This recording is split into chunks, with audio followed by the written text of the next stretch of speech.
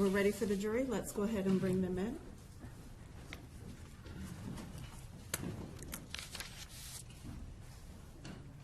Good morning, ladies and gentlemen, and I hope that you're all well settled in, and I welcome you back to court. Before we get started today, I'm going to ask you certain questions, and if your answer is yes to any of my questions, please raise your hand. During the recess overnight, did any of you read or listen to any radio, television, or newspaper reports about the case? No hands are being raised. Did any of you use any type of an electronic device to get on the internet to do any independent research about the case, people, places, things, or events? No hands are being raised. Did any of you have any conversations with each other or with anybody else about this case? No hands are being raised. And finally, did any of you read or create any emails, text messages, Twitters, tweets, blogs, or social networking pages about the case? You were previously sworn, you were selected and sworn as a jury to try the case of the state of Florida versus George Zimmerman. This is a criminal case, and George Zimmerman is charged with murder in the second degree. The definition of the elements of the crime charged will be explained to you later. It is your solemn responsibility to determine if the state of Florida has proved its accusations beyond a reasonable doubt against George Zimmerman. Your verdict must be based solely on the evidence or lack of evidence and the law that I will give you. The information, which is a charging document that I read to you on Thursday, is not evidence, and you are not to consider it as proof of guilt. It is the judge's responsibility to decide which laws apply to this case and to explain those laws to you. It is your responsibility to decide what the facts of the case may be and to apply the law to the facts as you find them. Thus, the province of the jury and the province of the court are well defined and they do not overlap. This is one of the fundamental principles of our system of justice. Before proceeding further, it would be helpful if you understood how a trial is conducted. At the beginning of the trial, the attorneys will have an opportunity, if they wish, to make an opening statement. The opening statement gives the attorneys an opportunity to tell you what evidence they believe will be presented during the trial. What the lawyers say is not evidence, and you are not to consider it as such. Following the opening statements, witnesses will be called to testify under oath. They will be examined and cross-examined by the attorneys. Documents and other exhibits also may be produced as evidence. After the evidence has been presented, the attorneys will have an opportunity to make their final argument. Following the arguments by the attorneys, the court will instruct you on the law that is applicable to this case. After the instructions are given, you will then retire to consider your verdict. You should not form any fixed or definite opinion on the merits of the case until you have heard all of the evidence, the argument of the lawyers, and the instruction on the law that I will give you. Until that time, you should not discuss the case among yourselves. During the course of the trial, when we take recesses, and you will be separated from the courtroom and go about the sequestration rules. And during these recesses, you will not discuss the case with anyone, nor permit anyone to say anything to you or in your presence about the case. If anyone attempts to say anything to you or in your presence about the case, tell them that you are on the jury and trying the case and ask them to stop. If they persist, leave them at once and immediately report it to one of the court deputies. The case must be tried by you only on the evidence presented during the trial in your presence, in the presence of the defendant, the attorneys, and the judge. Jurors must not conduct any investigation on their own. This includes reading newspapers, watching television, or using a computer, cell phone, the internet, any electronic device, or any other means at all to get information related to this case or the people and places involved in the case. This applies whether you are in the courthouse, during your sequestration, or anywhere else. You must not visit any of the places mentioned in the trial or use the internet to look at maps or pictures to see any place discussed during the trial. Jurors must not have any discussions of any sort with friends or family members about the case or the people and places involved. So do not let even the closest family members make comments to you or ask you questions about the trial. In this age of electronic communication, I want to stress this again, that just as you may not talk about this case face-to-face, You must not talk about this case by using an electronic device. You must not use phones, computers, or other electronic devices to communicate. Do not send or accept any messages related to this case or your jury service.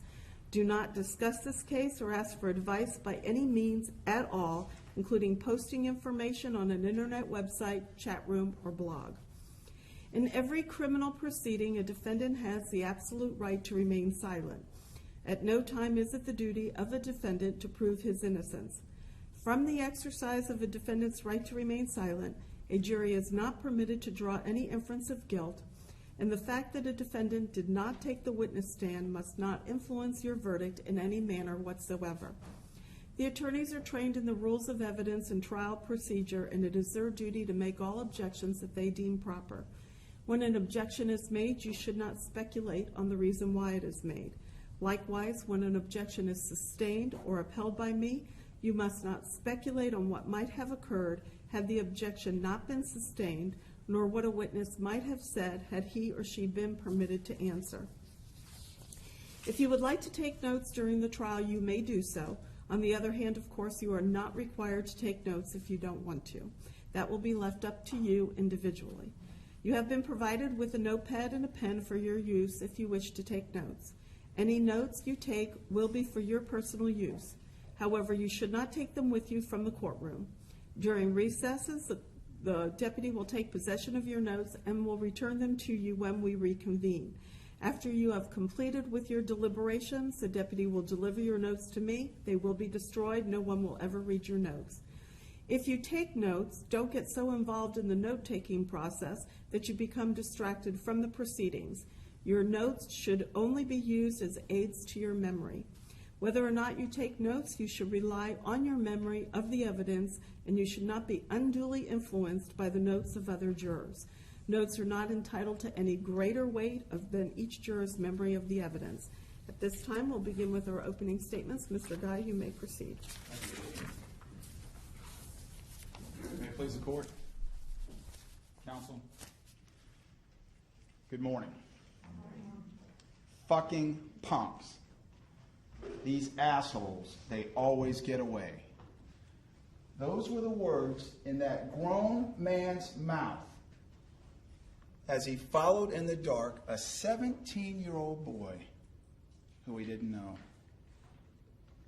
And excuse my language, but those were his words, not mine. Fucking punks. These assholes, they always get away. Those were the words in that man's chest when he got out of his car, armed with a fully loaded semi-automatic pistol and 2 flashlights, to follow on foot Trayvon Benjamin Martin, who was walking home from a 7-Eleven, armed with 23 ounces of Arizona brand fruit juice and a small bag of Skittles candies. Fucking punks. These assholes, they always get away. Those were the words in that defendant's head just moments before he pressed that pistol into Trayvon Martin's chest and pulled the trigger.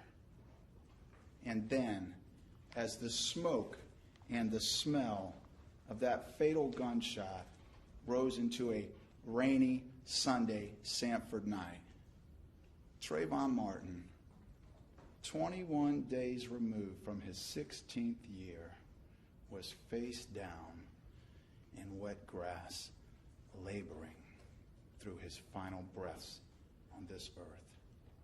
And that defendant, at that same time, was upright, walking around, preparing to tell law enforcement why it was he had just profiled, followed, and murdered an unarmed teenager. Ladies and gentlemen, the truth about the murder of Trayvon Martin is going to come directly from his mouth.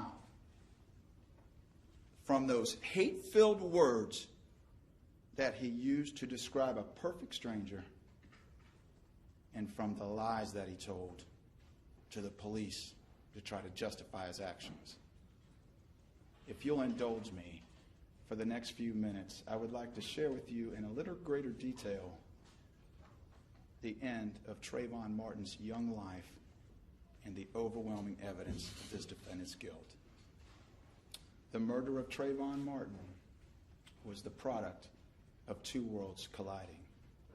In one world, a 17-year-old boy from Miami, Florida, a visitor to this town, who had gone to the store to get something to drink for himself and some candy for a 12-year-old friend. But in the other world, a 28-year-old grown man, somebody who wanted to be a police officer, somebody who had called the police numerous times about crime in his neighborhood, someone who had become the neighborhood watch captain, and someone who believed, most importantly, that it was his right to rid his neighborhood of anyone that he believed didn't belong. The date was February 26th of last year. Trayvon Martin was in town with his father, Tracy Martin, and they were visiting Tracy Martin's girlfriend, Brandy Green, and her 12-year-old son, Chad Joseph. They lived together in a townhome in a gated complex known as the Retreat at Twin Lakes. And on that day, Trayvon Martin spent the day with 12-year-old Chad Joseph doing what kids do. They watch TV. They play video games. They just hung out. But in the afternoon hours, in the early evening, Trayvon Martin decided to go to the store to get something to drink. And he asked Chad Joseph, "Do you want anything?" "Skittles," was the reply. And so Trayvon Martin set out on foot by himself and walked just less than a mile to a nearby 7-Eleven. You'll see his purchase of those two items, a 23-ounce can of Arizona brand fruit juice and Skittles, on a 7-Eleven surveillance video. And at 6:24 p.m., he walked out the door. And he started walking home in the rain. And although he was by himself, he wasn't entirely alone, because he spent that walk home on the phone with a young friend from Miami, Rachel Gentel. And as teenagers are wont to do, he talked to that girl. But at that same time, when he got into the neighborhood of the Retreat at Twin Lakes, there was this defendant riding around in his car, not with candy, not with fruit juice, but with a Kel-Tec 9mm semi-automatic pistol in a ready-to-fire position, meaning there was one live round in the chamber. And that firearm was tucked inside his waistband. And although that defendant was alone, he too was not by himself, because he picked up the phone and he called the Sanford Police Department. Because when he saw Trayvon Martin, he didn't see a young man walking home. As he told the dispatcher, Sean Nofke, he saw someone that was real suspicious. Somebody that looked like they were up to no good. Again, his words, and you'll hear that tape. It was recorded forever. And you'll hear how he describes Trayvon Martin and how he follows him. And how he says, not in response to a question, "These assholes, they always get away." And he tells Sean Nofke, "There's been a bunch of recent burglaries in my neighborhood." And you'll hear the door chime in his car when he gets out with his gun, and not one, but two flashlights to follow Trayvon Martin. And then, almost under his breath, that defendant will reveal to you his feelings about Trayvon Martin when he refers to him as a fucking punk. This 17-year-old boy walking home. And then right at the end of that phone call, this defendant makes the decision that brings all of us here today. Sean Nofke asked the defendant, "Shall I have the officer who's on his way meet you at the mailboxes?" Because the defendant and he had discussed a kiosk of mailboxes that are in that neighborhood. And at first the defendant says yes. And then he changes his mind. "Tell the officer to just call me, and I'll tell him where I am." Because George Zimmerman was not going back to the mailboxes. And he wasn't going back to his car. He was going after Trayvon Martin.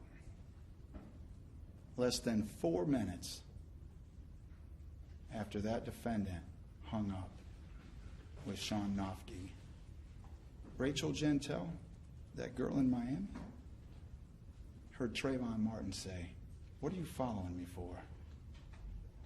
And then Trayvon Martin's phone went dead. And Trayvon Martin went dead. The first two officers to Trayvon Martin's body found him exactly like that defendant left him. Face down, his hands clutching his chest. He was dressed in white tennis shoes, long khaki pants, a dark gray hooded sweatshirt. He had a plastic dark gray watch on his left wrist. The little earbuds that he was using to talk to Rachel Gentile on the phone were right next to his head. And his phone was right next to his body. And Sergeant Raimondo will explain to you the steps that he took to save Trayvon Martin's life. And he'll admit to you, he didn't exactly follow SOPs with the police department, because they hold that if you are to try to give mouth-to-mouth to somebody, that you go to your car first and you get a breathing mask to separate your mouth from their mouth. Well, Sergeant Raimondo realized there was no time for that. So he put his lips on Trayvon Martin's lips and tried to breathe life into him. And Officer Ayala put his palms on Trayvon Martin's chest and tried to push life into him. But it was too late. Trayvon Martin had already passed. Rescue responded soon after, and they took over the CPR efforts, and they hooked up a cardiac monitor to Trayvon Martin. It was a flat line. He had already died. And so Sergeant Raimondo then went to his car, and he got a yellow medical blanket, and he put it over Trayvon Martin's body. And they took the drink can that he had in the center pocket of his sweatshirt, and they put that on top of the blanket. You also hear from the first officer that had contact with this defendant.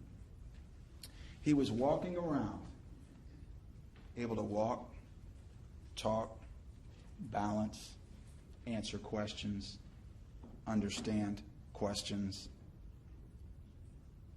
He had a bloody, swollen nose, and he had 2 lacerations on the back of his head. And you'll hear from the rescue personnel that treated the defendant at the scene. They wiped the blood from his nose, and they wiped the blood from the back of his head. And then the defendant was asked, "Do you want to go to the hospital?" "No," was the defendant's response. And so they took him downtown.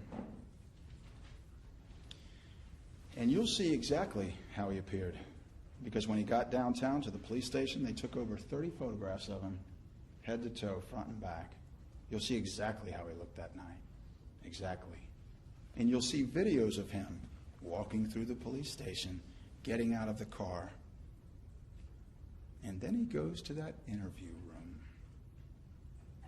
where all of his statements would be recorded for you. That night, the next day, even a walkthrough the next day, where they literally got a video camera and let him explain in his own words what had happened. And he did. And you will learn that that's when he began to spin that tangled web of lies.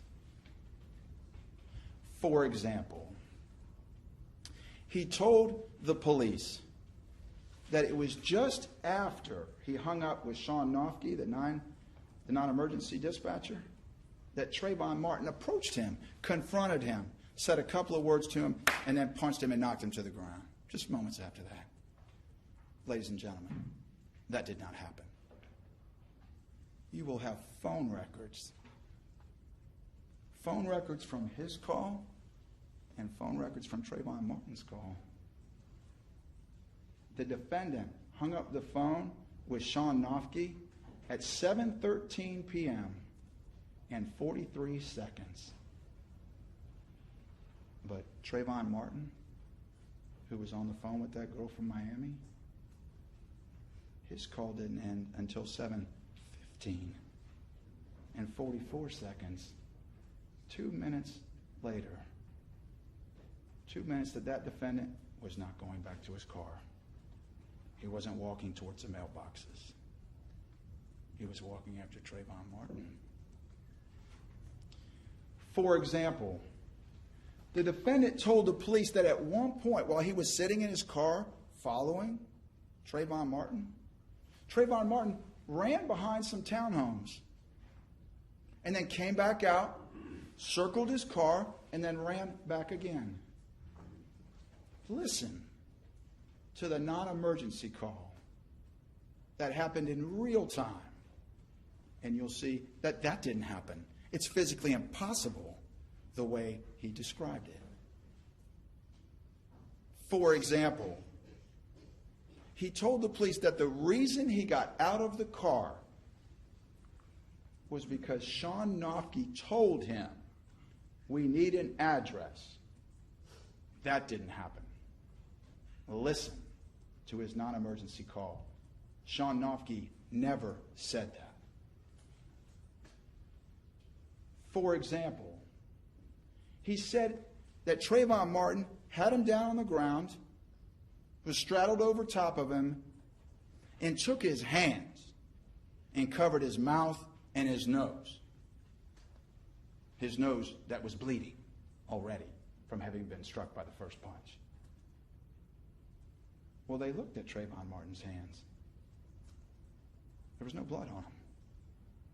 They took wooden sticks and they scraped his fingernails. Trayvon Martin's. No blood of George Zimmerman. No DNA of George Zimmerman. They examined the cuffs of his sweatshirts. He had two on, two long-sleeve sweatshirts. They examined the cuffs and the sleeves. No blood of George Zimmerman. No DNA of that defendant.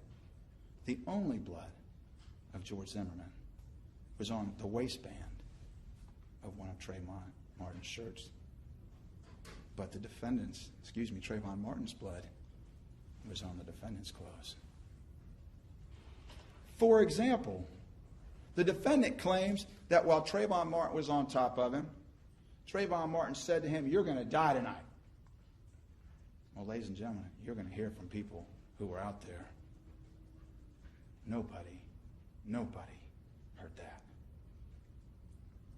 For example, he said that after he shot Trayvon Martin, he got on top of Trayvon Martin on his back, and he took his arms and he spread them out. That didn't happen. You're going to see the pictures of Trayvon Martin by a civilian who went out there that night before the police got there and snapped off a photo on his phone. Trayvon Martin's hands are underneath his chest. Listen carefully to his statements. And you won't just have his statements and those phone records. You'll have physical evidence, irrefutable physical evidence. Like the DNA evidence of Anthony Gorgone with the Florida Department of Law Enforcement. He was the one who examined the sweatshirts and didn't find any of the defendant's blood on Trayvon Martin's cuffs or sleeves. And he was the one who examined those little wooden sticks and didn't find any of the defendant's blood or DNA on those either. He also examined swabs taken from the defendant's gun and that holster that he had inside his waistband, because the defendant claimed that Trayvon Martin saw his gun and went for his gun, so they tested it. Well, guess what? Trayvon Martin's DNA is not on that gun. Trayvon Martin's DNA is not on that holster. And you'll hear from a firearms expert, also with the Florida Department of Law Enforcement, Amy Seward, who will tell and show you all about that firearm. Kel-Tec 9mm pistol. Holds 7 rounds in the magazine that loads from the bottom. But she'll tell you at the time it was fired, there were 8 rounds in the gun because there was a live round already in the chamber. So it wasn't necessary for the defendant to rack it to load a round. It was ready to go. And you'll learn that although this firearm doesn't have an external safety mechanism, it has what they call an extra long trigger travel distance, which is just what it sounds like. Person has to depress the trigger a longer distance to ensure that there are no accidental discharges. And Amy Seward did distance testing to determine the distance between the muzzle of the gun, that is the end of the barrel, and Trayvon Martin's clothing when he was shot. The distance was 0. It was a contact shot. He pressed that gun into Trayvon Martin's chest, and you will see with your own eyes the burn marks on each of his sweatshirts where that hot lead passed through. You'll also have the evidence from the scene. And the first thing you'll learn about that scene is how remarkably dark it was. Trayvon Martin was murdered in the back of 2 sets of townhomes. There's no street lighting back there. There's no pole lights. There were 1 or 2 porch lights on, but you'll see how very dim they are and how remarkably dark it was, and that it was raining. And they will give you, Diana Smith, the crime scene technician, will give you all of the physical evidence there. Trayvon Martin's cell phone, the headphones, the defendant's big black flashlight that was right by Trayvon Martin's body, his little flashlight on a keychain that was some 30 feet away, a bag that Sergeant Raimondo used, because when they started doing CPR, Sergeant Raimondo heard air seeping from Trayvon Martin's chest. And he called for someone to bring him some kind of plastic, and they brought him a white Walmart bag. And they held that on his chest to keep the air in while they were doing CPR. You'll have the drink can, the Skittles from the pocket of his sweatshirt, the shell casing that was right near his body was also collected. And you won't just have the physical evidence at the scene. You'll have the testimony of people who were there, residents. And they too will tell you how dark it was out there. And the other thing that they will share with you is that no one heard or saw this from beginning to end. All of them who were witnesses got slices, if you will, of what happened. Some at the beginning, some in the middle, and some at the end, just like you would expect with real life on a rainy Sunday night. But you'll learn that those witnesses, too, contradict the defendant's story about what happened. Because he described a very short verbal exchange between the two of them. But the witnesses will tell you they heard a longer verbal exchange that went on for some time. And the defendant said he was knocked down by the first punch and Trayvon Martin got on top of him. But I expect you'll hear from a witness who says she saw them upright, struggling. And you'll learn that Trayvon Martin's body, again, is some 30 feet away from where the defendant claims he was first knocked down. And nobody heard Trayvon Martin say anything about the defendant that he was going to die tonight. You will hear from a witness who came outside of his residence during the middle of it. And he will tell you that he thought at first it was some people, kids playing, but then when he got outside he realized it was something more serious. And he told him to stop. And he saw one person, who was Trayvon Martin, on top of this defendant. He was looking at Trayvon Martin's back. And he'll tell you that he saw his hands on the defendant's body. But he didn't see arms flailing. He didn't hear flesh meeting flesh. He didn't see or hear the defendant's head being slammed into concrete like the defendant claimed. He didn't hear or see any of that. And then he too saw his small part and went inside. Ladies and gentlemen, you're also going to hear from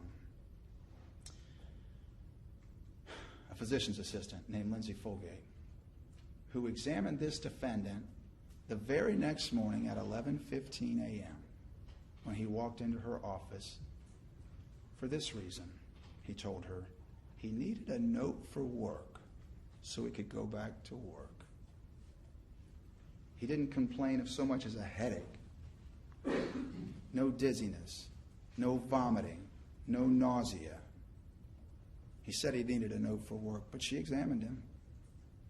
And she examined his nose and thought that it possibly could be broken.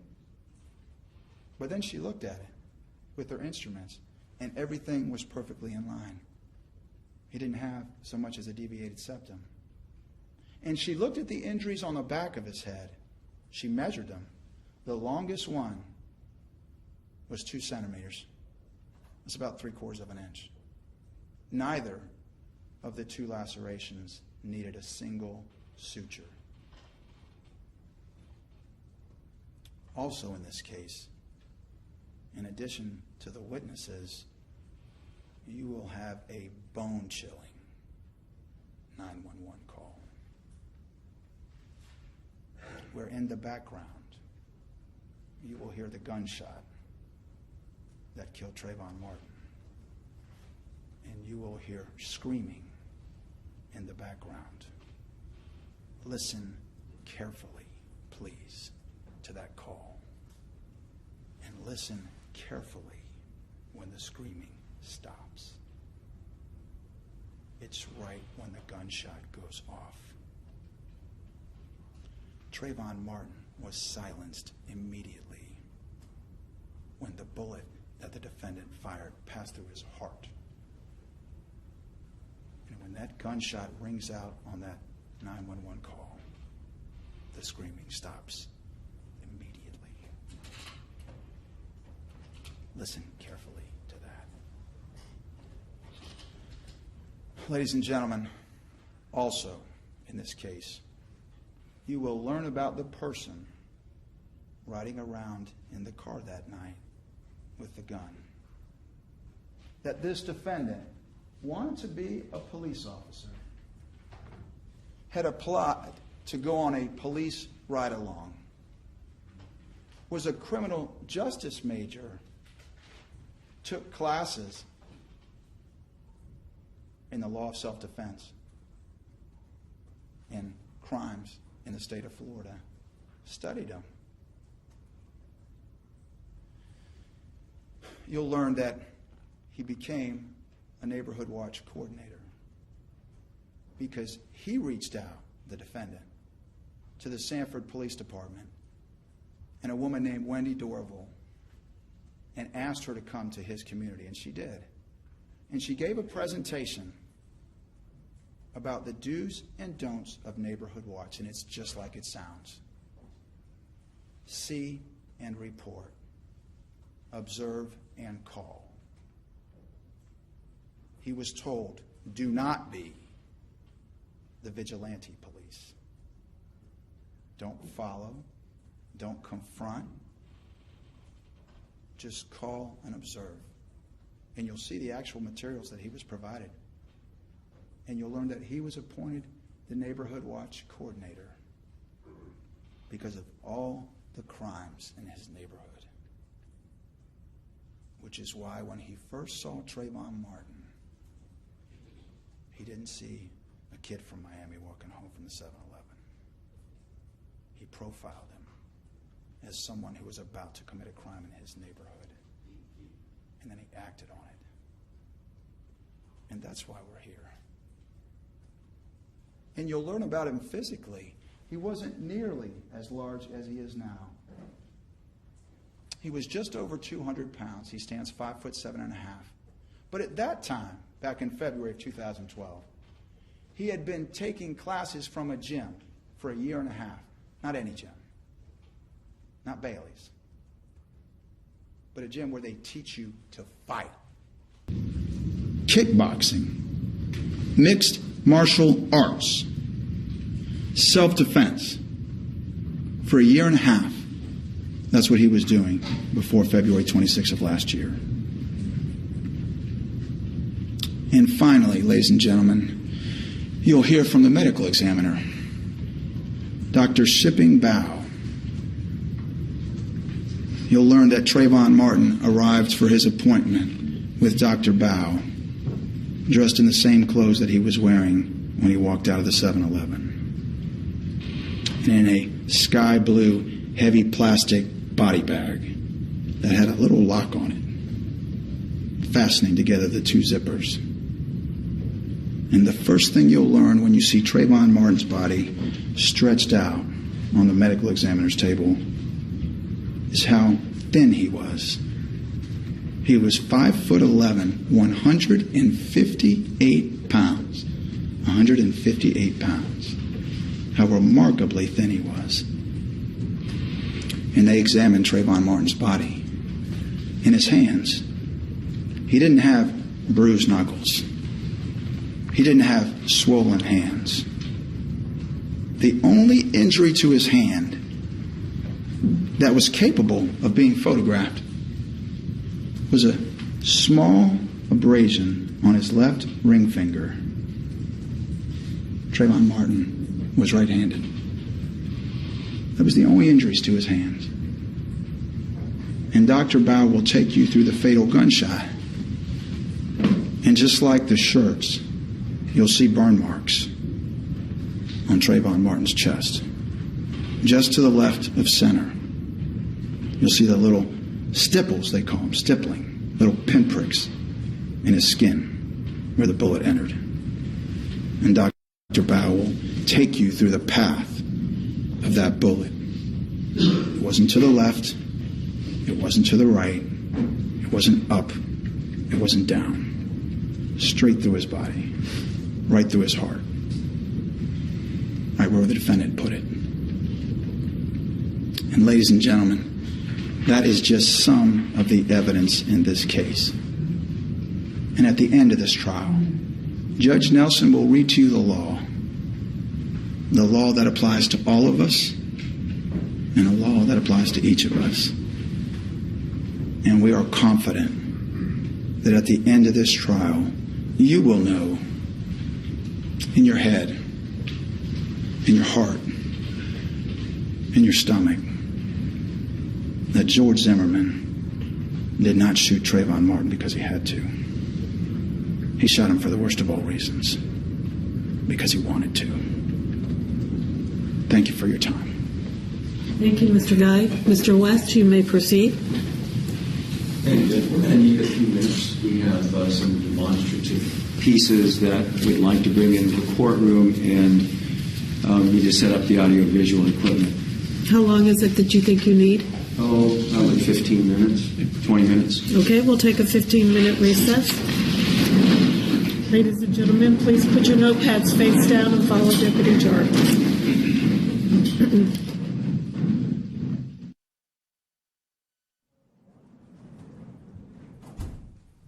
Please be seated. Back on the record. You wanted to approach?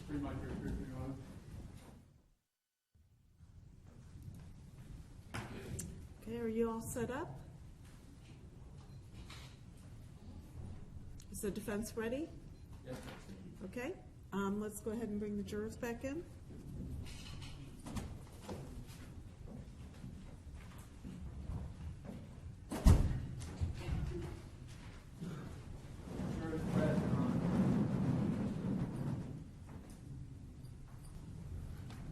Please be seated. The record will reflect the presence of the jury. Mr. West, you may proceed.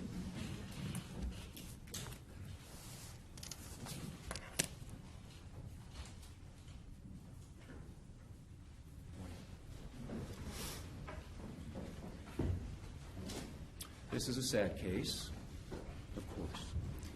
As one of your fellow jurors commented during the jury selection process, a young man lost his life, another is fighting for his. There are no winners here.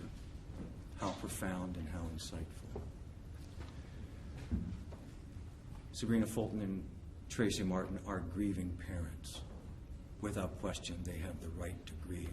They have the right to feel the way they feel.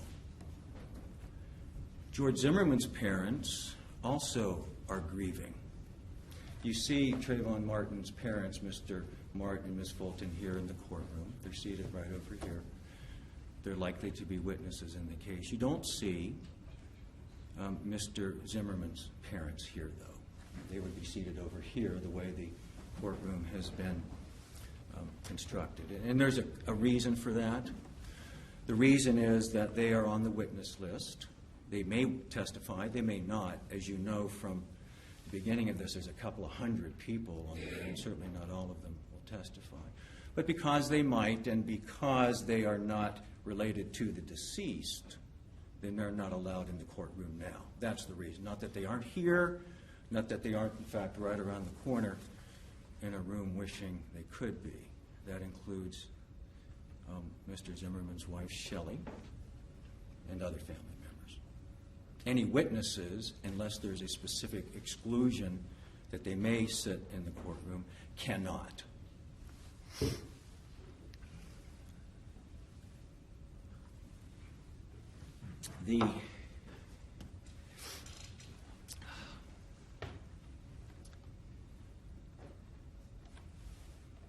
I grew up in a family that had certainly moments of great joy and moments of profound sadness. There's no doubt all of us have had in one form or another.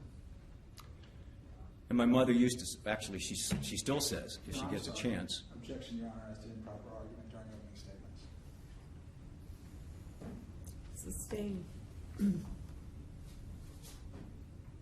It's personalizing.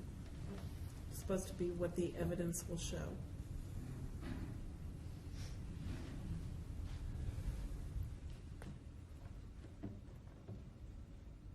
Well, I think the evidence will show that this is a sad case, that there are no monsters here.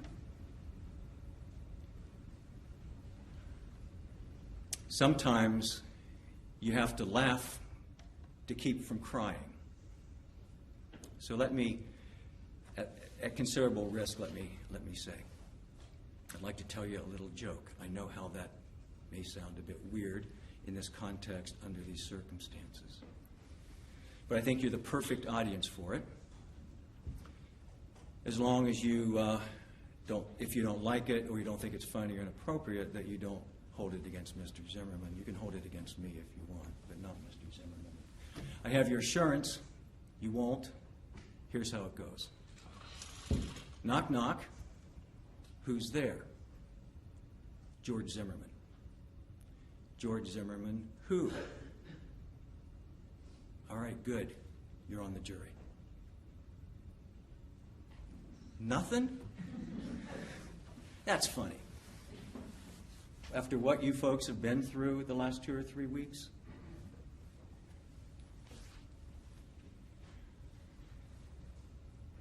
Let's get on to, however, the serious business of why we're here. Let's take a look at where all of this started. George Zimmerman is not guilty of murder. He shot Trayvon Martin in self-defense after being viciously attacked. And here's the evidence that will show you how and why it happened the way it did.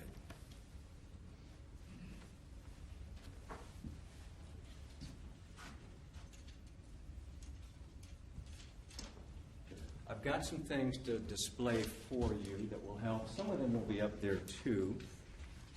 Is this okay? All right.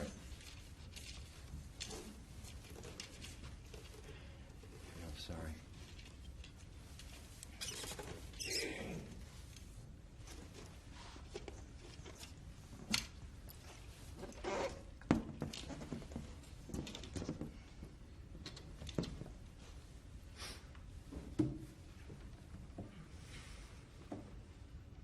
Okay, what you're looking at is an aerial view of the complex in Sanford. It's over near the Seminole Town Center there, called Retreat at Twin Lakes. This is basically the whole thing. Just as a bit of orientation, George Zimmerman lived down here in this area. This street is called Retreat View Circle. Sometimes people use that interchangeably with the complex name. The complex is Retreat at Twin Lakes. This is Retreat View Circle. Here is the clubhouse. You can see the pool right here. This is considered the main entrance. And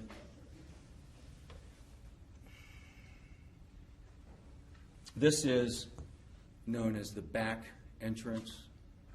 So we have the main entrance here, there's a gate, and the back entrance here. I guess you can get in either way, of course. The pool, there's some mailboxes around here for the community. And I think this is called Twin Lakes or Twin Trees, this street that cuts through here. You'll hear a lot of testimony about the T intersection, the T. That simply is where two sidewalks connect perpendicularly. That's where almost all of the important events took place, within just a few feet of that. Let me point that out to you here, and we have a better picture to focus.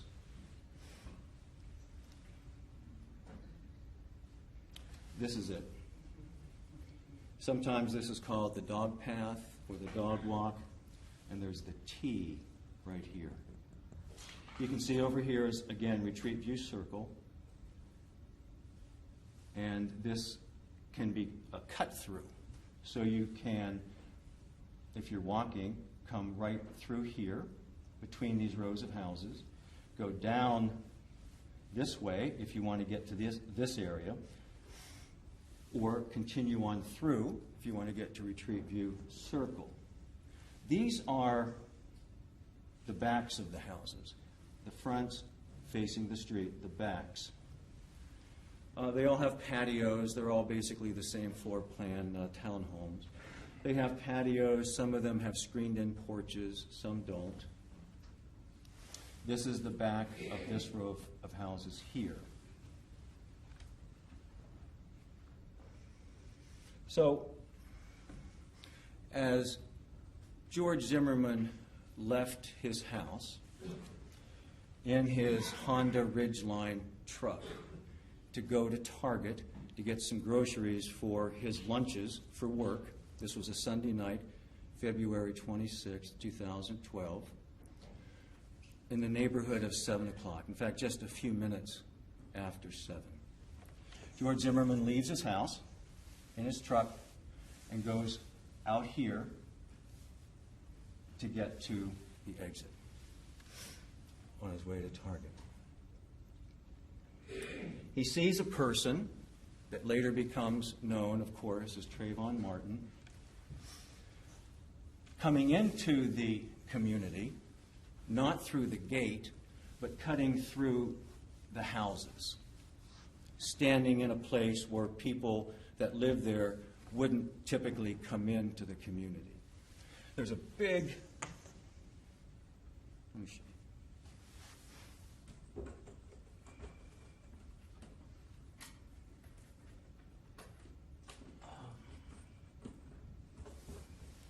Some of these turned out better than others. Just to get sort of oriented a bit. You may have some difficulty. Reinhardt Road. The complex right here is over here. The main entrance is off here, the back entrance over here. This is a big apartment complex. I think it's called Colonial Villages. Over here is the 7-Eleven. That's where Trayvon Martin went to buy the snacks.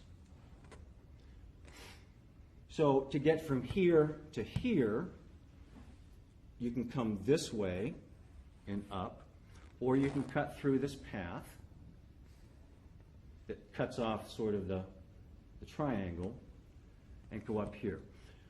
About a mile. I know that's hard to see. It's about a mile from here to here. You can also cut through these apartments if you want to save a little distance. You can cut through these apartments and just go right through the gully up into the complex over in here. You can see part of the other complex here. So George Zimmerman sees Trayvon Martin in a spot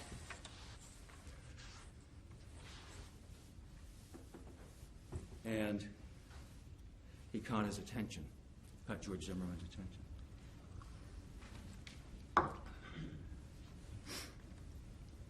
Little did George Zimmerman know at the time that in less than 10 minutes from him first seeing Trayvon Martin, that George Zimmerman, would be sucker punched in the face, have his head pounded on concrete, and wind up shooting and tragically killing Trayvon Martin. George Zimmerman participated in Neighborhood Watch. The community asked him to do that, to be the liaison with the Sanford Police Department. Wendy Dorval is the person with Sanford that coordinates all of that. She comes out to homeowners upon requests and gives a presentation, PowerPoints, literature. She wants a point person, if you will. Not a captain, a liaison, someone they can email, someone that can help distribute the flyers that she prepares, and to coordinate the Neighborhood Watch effort in the community. Ms. Dorval knew there was increased crime activity in this particular community over the several months prior to this event. There had been a number of burglaries.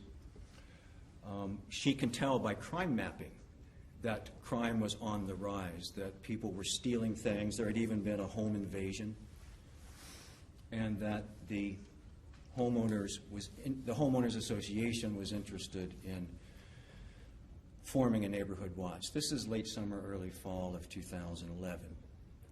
George Zimmerman had been active in the community and was asked to help coordinate that. So he did. There's some emails back and forth and such. No patrols were set up. George Zimmerman wasn't patrolling this night or any other night.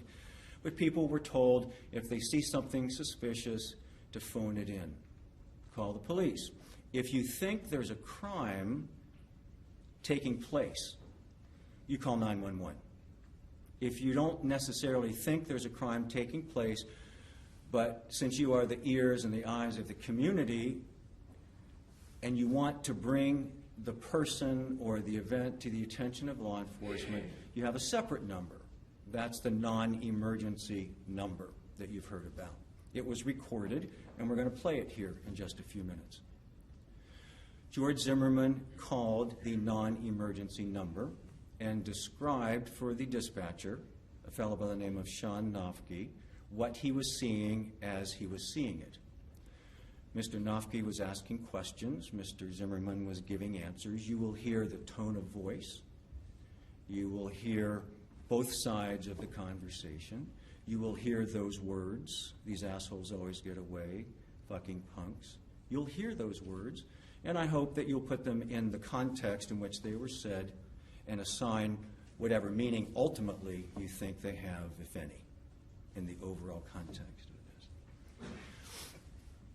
So what we did, let me draw your attention to something before we actually play the recording. There's been a lot of publicity, some of you may have even heard it, that George Zimmerman was in his car and was told not to follow Trayvon Martin, and he did anyway. That is absolutely untrue. Absolutely untrue. And you will hear that on the call we're going to play. You'll hear the conversation. You'll hear, as Mr. Guy pointed out, the chime. You can hear Mr. Zimmerman opening the door. You can hear the door shut, if I'm not mistaken, and you will know on our timeline exactly when that happened in reference to everything else. You'll know when George Zimmerman got out of the car, and you'll know what he was doing when the call ended. But there's something else, though, to keep in mind, because we put a little timeline together that shows the sequence of events on the non-emergency call. But we also connected up the call from a woman named Rachel Gentile. Rachel Gentile is a person that has been variously described as Trayvon Martin's girlfriend. She was clearly a friend, although not a girlfriend, but they had been communicating pretty regularly on the phone and by text for a couple of weeks. And that Trayvon Martin had spent a lot of time on the phone with her this particular day and the days preceding it while he was up in Sanford. So that calls, actually. There was a call that started before Mr. Zimmerman's non-emergency call and then ended at a point that we'll show you. And then there was a gap of about 20 seconds, more or less, where the call with Ms. Gentile ended, and then it started up again at about 7:12 and some change. So there was only about 20 seconds there. However, George Zimmerman is still on the phone with the police during that gap. And then the call reconnects, and it's a continuous call between Trayvon Martin and Ms. Gentile until 7:15:43, roughly. We'll connect that with the first call to 911 made by the resident who lives right here. The times are written on the timeline, so I won't bother trying to remember them and get it wrong. But that was at about 7:16:11, roughly. And the call between Rachel Gentile and Trayvon Martin ended about 7:15:43. So it's around 30 seconds from when the call ended. Of course, Mr. Zimmerman is not on the phone at this point. Mr. Martin and Ms. Gentile are. And then the call from the resident, having heard the commotion. Here, I'm sorry if I didn't say that before. Let me show you.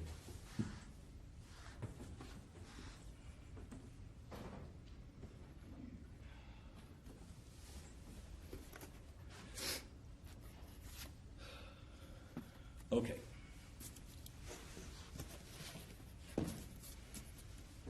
This is the T again, right here, and here. Now we are over here. This is the T.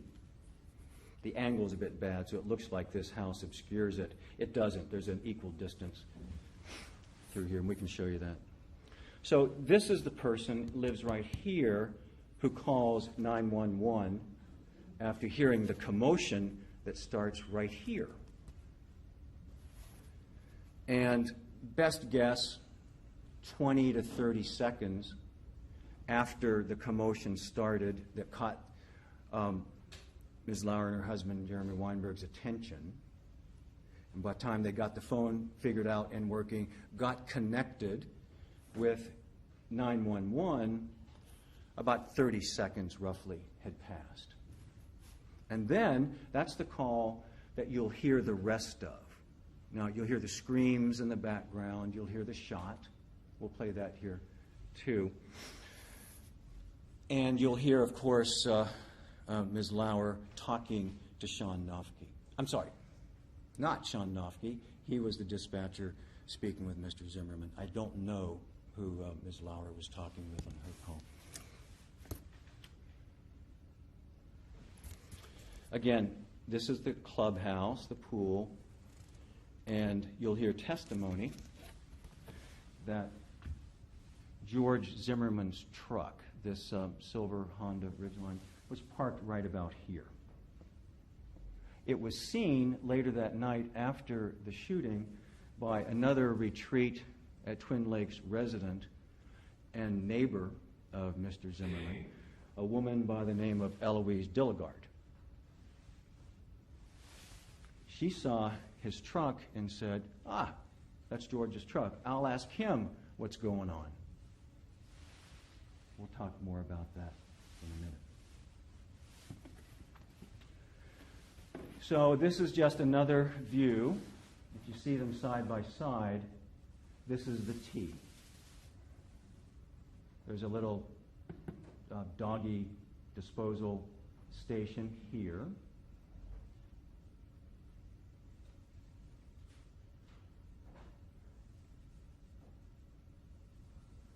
Jonathan Manalo lives on the end. Jenna Lauer and Jeremy Weinberg live here. And right next to them is John Good. He was the eyewitness.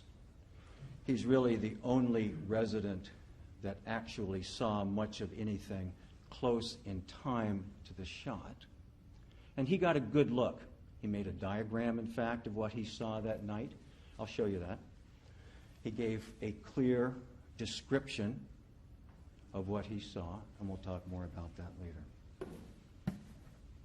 So, before I'm done today, I also want to spend some time talking with you about the forensic evidence that's directly connected with the shooting. But before we do that as well, let's listen to the non-emergency call that Mr. Zimmerman made. What I'd like to do is play it from beginning to end without anything else. And then I would like to point to certain parts of it I would ask you to listen to when it comes into evidence and make note of. So it's only, 4 minutes long. Mr. Pinella, if you would help me with that. Sanford Police Department, line stand, report the shots. Hey, we've had some break-ins in my neighborhood, and there's a real suspicious guy. It's Retrieview Circle. The best address I can give you is 111 Retrieview Circle. This guy looks like he's up to no good, or he's on drugs or something. It's raining, and he's just walking around looking about. Okay, and this guy, is he white, black, or Hispanic? He looks black. Did you see what he was wearing? Yeah, a dark hoodie, like a gray hoodie, and either jeans or sweatpants and white tennis shoes. He's here now. He was just staring. Oh, he's just walking around the Looking area. at all the houses. Okay. And now he's just staring at me. Okay, and so it's 1111 retrieve you or 111? That's the clubhouse. That's the clubhouse. Do you know what he's near the clubhouse right now? Yeah, now he's coming towards me. Okay. He's got his hand in his waistband. And he's a black male. Okay. How old would you say he He's looks? got a button on his shirt. Late teens. Late teens, okay. Mm-hmm. Something's wrong with him. Yeah. He's coming to check me out. He's got something in his hands. I don't know what his deal is. Okay, just let me know if he does Get an anything, officer okay? over here. Yeah, we got him on the way. Just let me know if this guy does anything else. Okay. These assholes, they always get away. Yeah. When you come to the clubhouse, you come straight in and make a left. Actually, you would go past the clubhouse. Okay, it says on the left-hand side from the clubhouse? No, you go in straight through the entrance, and then you make a left. Yeah, you go straight in. Don't turn and make a left. Shit, he's running. He's running? Which way is he running? Down towards the entrance of the neighborhood. Okay. Which entrance is that he's heading towards? The back entrance. Are you following him? Yeah. Okay, we don't need you to do that. Okay.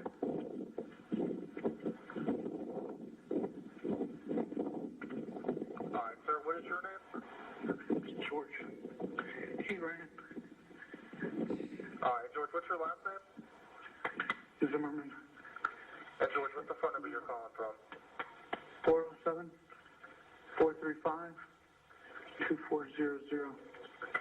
All right, George, we do have him on the way. Do you want to meet with the officer when they get out there? Yeah. All right, where are you going to meet with them at?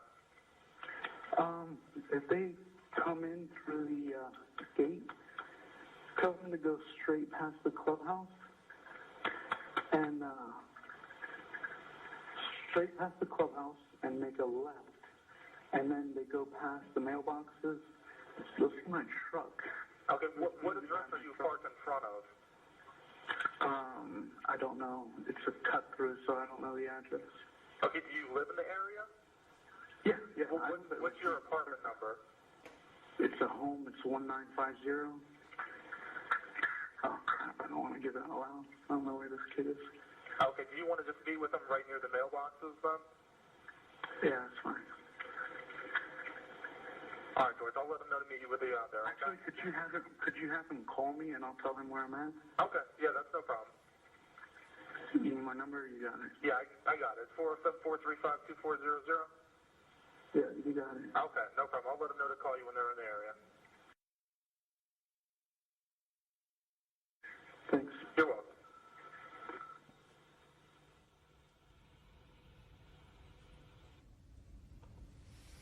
One thing that I failed to mention, and I'll just, before we go back through the actual timeline, is I showed you where George Zimmerman lived. Here we are. Clubhouse, pool, tea. And that Trayvon Martin was staying in the neighborhood with his father's girlfriend. Her name's Brandy Green. She has a 12-year-old son, Chad Johnson, I believe, that Trayvon Martin was sort of hanging out with. There were no adults home in that night. It was only 6 o'clock, 7 o'clock, and it was the All-Star game. Before that had gotten underway. So, but that's down here.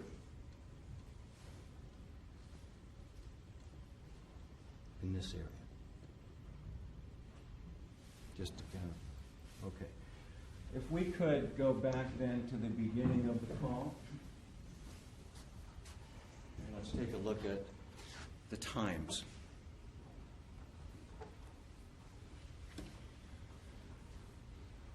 I'm sorry, let's, at the very top. The very top of the display. Can you go back to the beginning? You know, I think if you take the button on the bottom and just pull it all the way to the left, you'll get to the front. Yeah, there we go. Now, let's take a look at the times. Stay on that one. Okay, stay. There might be a second or two, depending on where the record came from, but within a second or two of each end, this is George Zimmerman's call to the police. The non-emergency call timeline was connected after he had seen Trayvon Martin at 7:09:34. That's the call with Sean Dofke. And that call disconnected at 7:13:40. All right, next.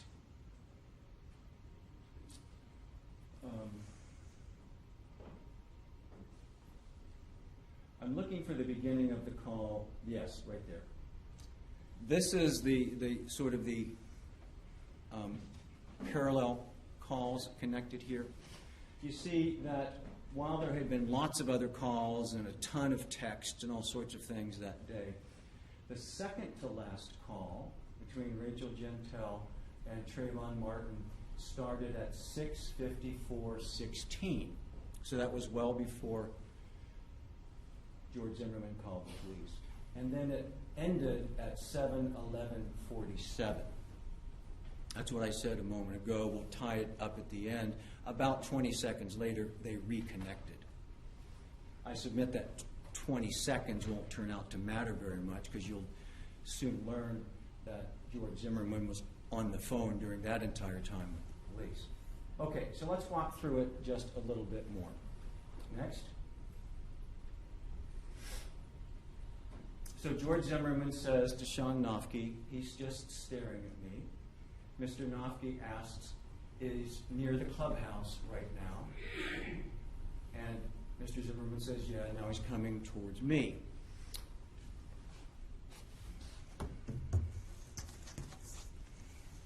What that's all about is this. George Zimmerman saw Trayvon Martin over in this area as he was coming around here to go out to Target. He pulled over to make the call in the vicinity of the clubhouse. So when this part of the conversation is taking place, Mr. Zimmerman is sitting here on the phone with the police. So they're talking about the clubhouse. Next.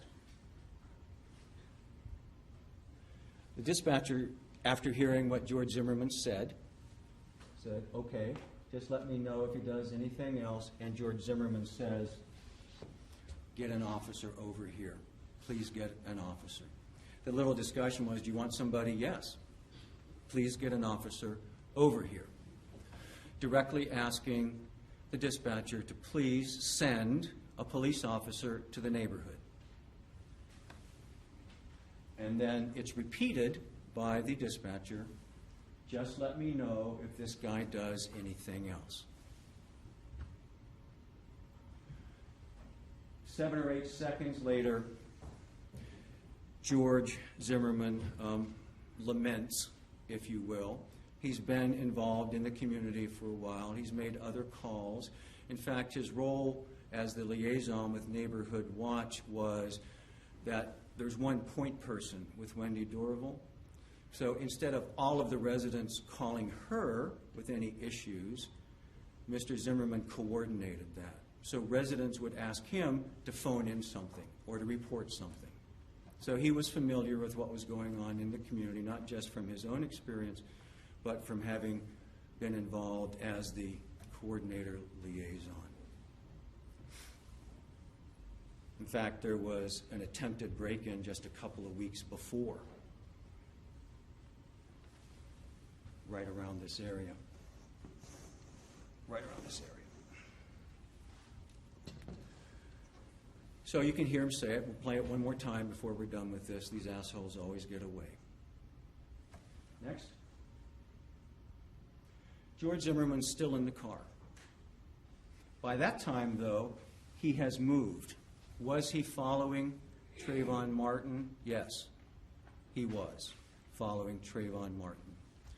Trayvon Martin continued to walk this way or jog this way. In any event, he kept moving this way. And George Zimmerman did too. He was following him at a distance and reporting what he was seeing to the police and describing what was happening. So when the dispatcher Nofke said, "Let me know if he does anything else," George Zimmerman was doing that. He was following him in the car and got up to about here. That's where the car was. And says, "Shit, he's running." The dispatcher says, "Which way is he running?" He's running. Which way is he running? Suggesting that he would like Mr. Zimmerman, submit, to tell him which way he's running. But it's a cut through. You can't drive in that direction. You can only see which way he's running if you get out of the vehicle to see where he went. So, George Zimmerman at 7:11:43, you can hear this, we'll play it again so you can listen for it, unbuckles his seatbelt and opens the car door. You can hear the chime, and you'll hear the door shut at 7:11:48. Okay.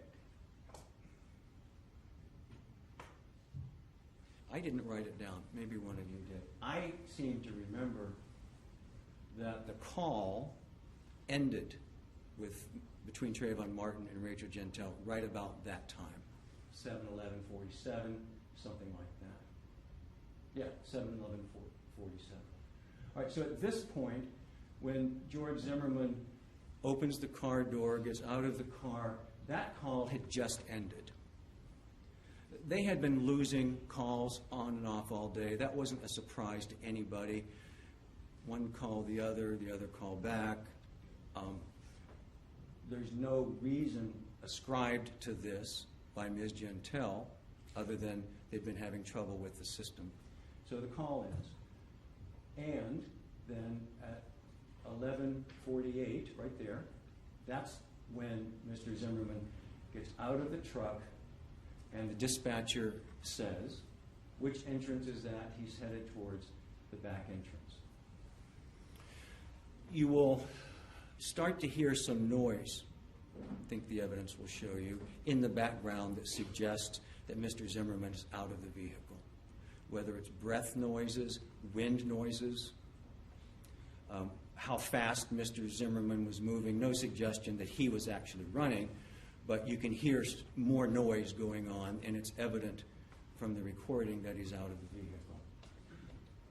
So, he says, almost under his breath, "These fucking punks." At that point, Trayvon Martin had been staring at him. He'd approached him. He had his hand in his waistband. And then he took off.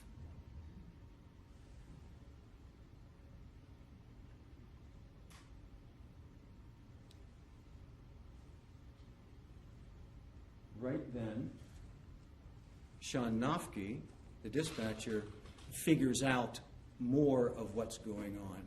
He realizes probably do some of the additional noise, that it seems like Mr. Zimmerman is out of the vehicle and says, "Are you following him?" And George Zimmerman doesn't say no. He says, "Yeah, I am following him." And what he had done by then is he had gotten out of the vehicle and had gone in this direction. So he's coming right down here when you're hearing the noise and when you're hearing the discussion about which way is he running. And then he's up around here. To me, it's not clear from the evidence.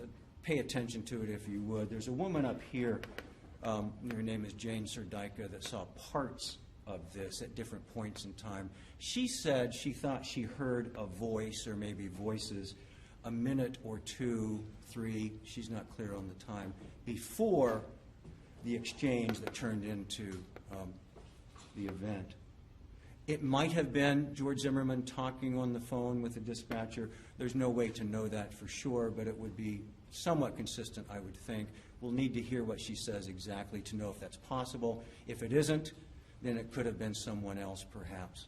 This was the dog path. This is where people would take their dogs and walk them, and the disposal station is here.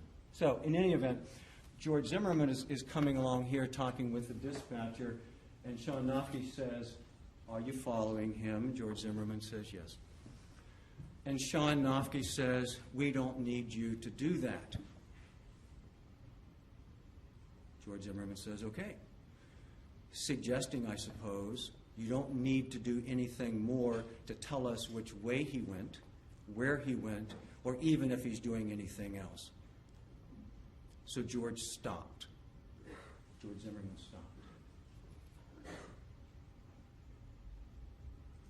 This is the pickup on the call between witness A. That's Rachel Gentile. As you may know, there's been some anonymity issues throughout the case. There aren't now, except for the jury, of course. So if you see something in the trial that's marked with a witness number, we'll try to remember to tell you who they are so you can keep all that straight. It would be unreasonable to ask you to keep all the witness numbers straight. So that's Rachel Gentile. She's 19 now. She was 18 at the time in February of 2012. And she came into this case mid to late March, about 3 weeks after the event. And a little later I'll explain to you how that happened, what the circumstances were, and ask you to consider certain things in evaluating her testimony. So at this point, it's routine for Sean Nofke. He asks George Zimmerman, "What's your name?" "George." And George repeats, "He ran."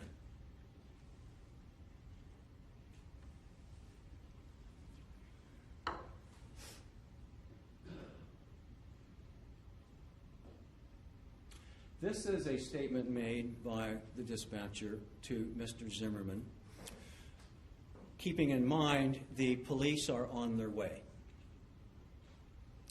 Mr. Zimmerman asked a few moments ago to please send an officer, and Mr. Nofke assured that they had.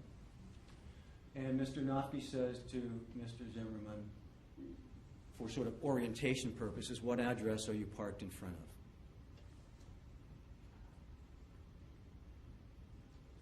Then there was a little confusion because he was parked over here, but there aren't any street signs right here. So unless you actually have memorized the name of the street, you can know where you are. I think we've all done that. We know exactly where we are, but we don't happen to be able to know the name of the street. There's a question whether this is, in fact, I don't know if it's Twin Trees or Twin Lakes. It's one or the other. But this is Retreat View Circle. And it goes all the way around. In fact, George Zimmerman lives on Retreat View Circle down here. So there was some confusion about what address. So Mr. Nofke got to the heart of it and said, "Do you live in the area?" Mr. Zimmerman, "Yeah." "Okay, what's your apartment number?" Orienting. So, next. It's a home, meaning a townhome. These are all townhomes, similar design. And then Mr. Zimmerman realizes he just gave, or was about to give, his address out loud. And stops and catches himself because he does not know where Trayvon Martin is. He ran, he lost him, he can't provide any information to the police, which way was he running, or where he is, and he says, "Oh crap, I don't want to give that out, I don't know where this kid is."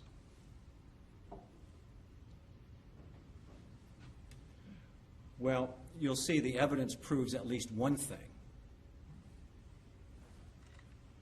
Trayvon Martin hadn't gone home. We know that. We also know it was almost pitch black out. Mr. Guy pointed that out.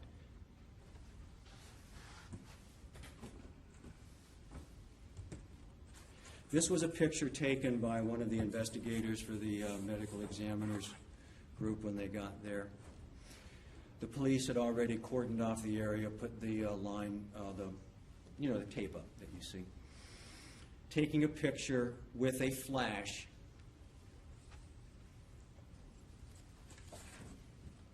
Right here. That's with the flash.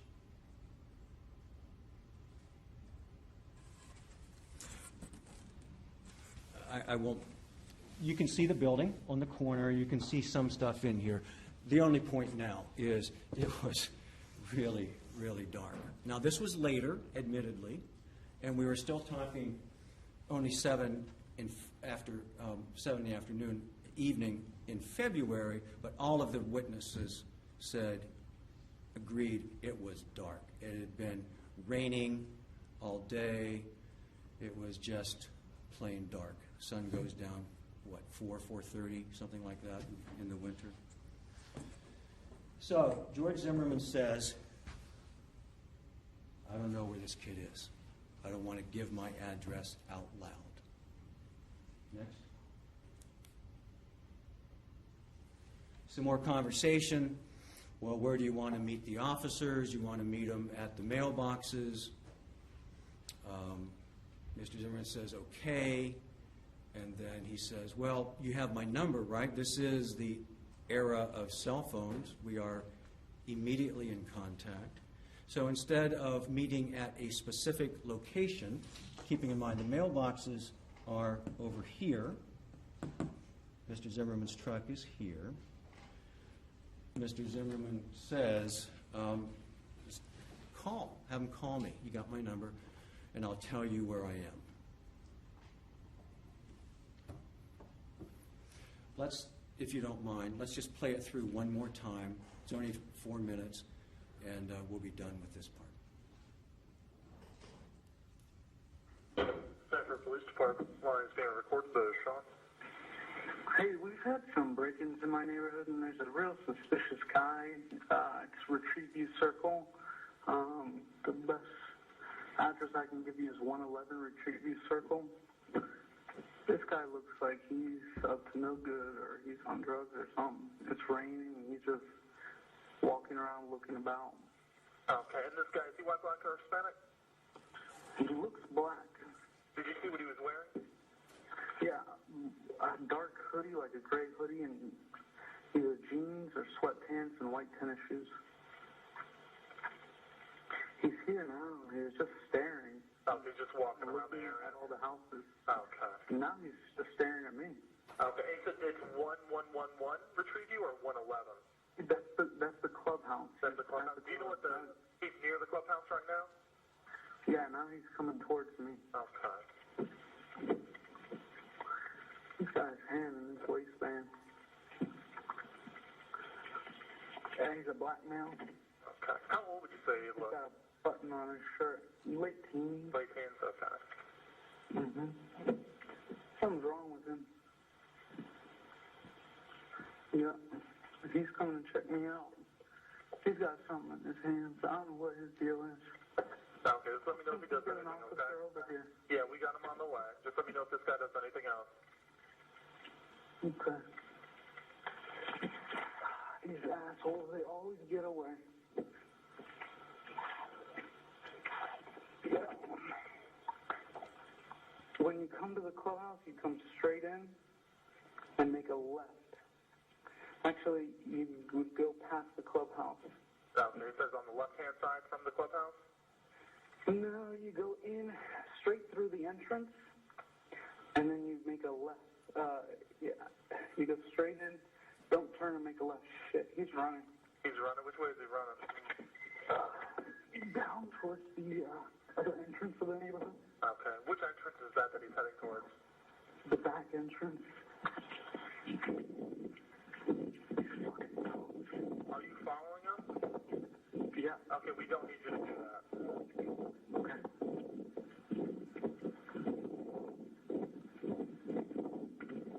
All right, sir, what is your name? George. He ran. All right, George, what's your last name? Zimmerman. And George, what's the phone number you're calling from? 407-435-2400.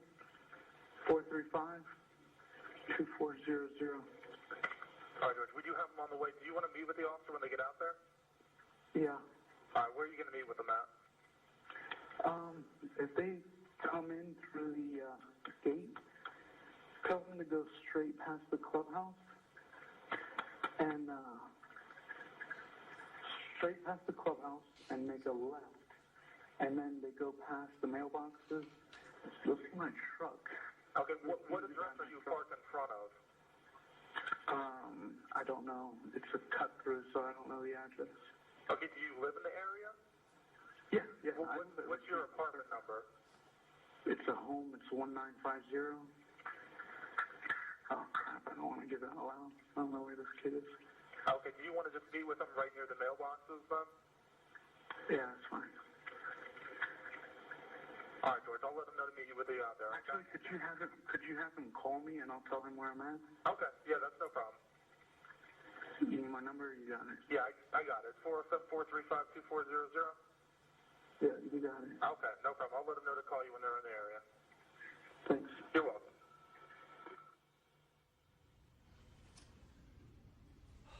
Okay, 7:13:40, the call ends.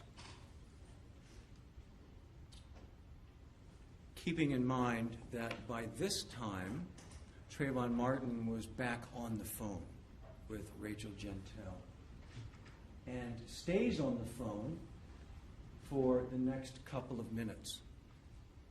So, you'll hear more about Ms. Gentile and what she heard, but I think more importantly, perhaps, what she didn't hear if George Zimmerman was actively pursuing, chasing with the intent to confront and murder Trayvon Martin. Second-degree murder requires an act reckless, indifferent to human life, a depraved mind act, ill will, hatred, spite.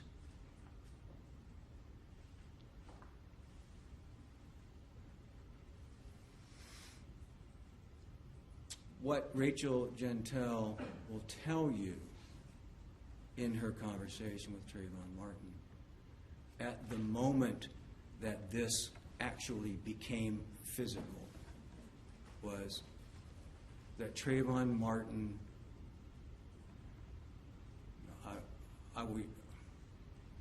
I'll use my words, that Trayvon Martin decided to confront George Zimmerman. That instead of going home, he had plenty of time. He had, this is what, 60, 70 yards? Plenty of time. Could have gone back and forth 4 or 5 times if he wanted to.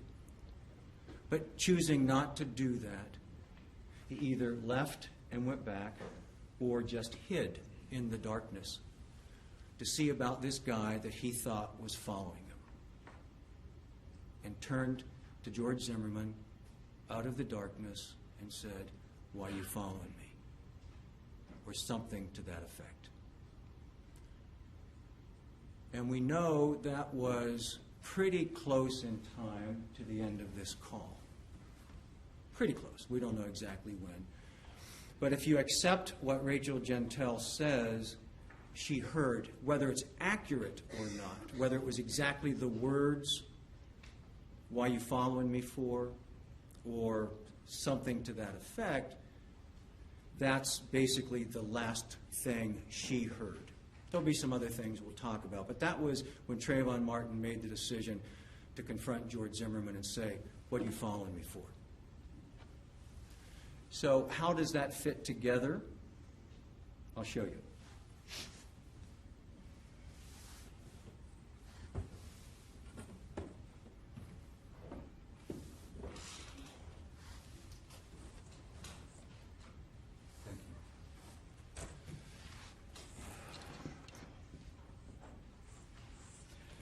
The T, keep that in mind, the T up here. This is a slide, I guess you'd call it, or a diagram, just for orientation. This is the T. There's the dog thing. As I said before, we were using witness numbers rather than names. And what this shows you is a slide that positions the evidence that was marked, identified, and collected by law enforcement after the shooting.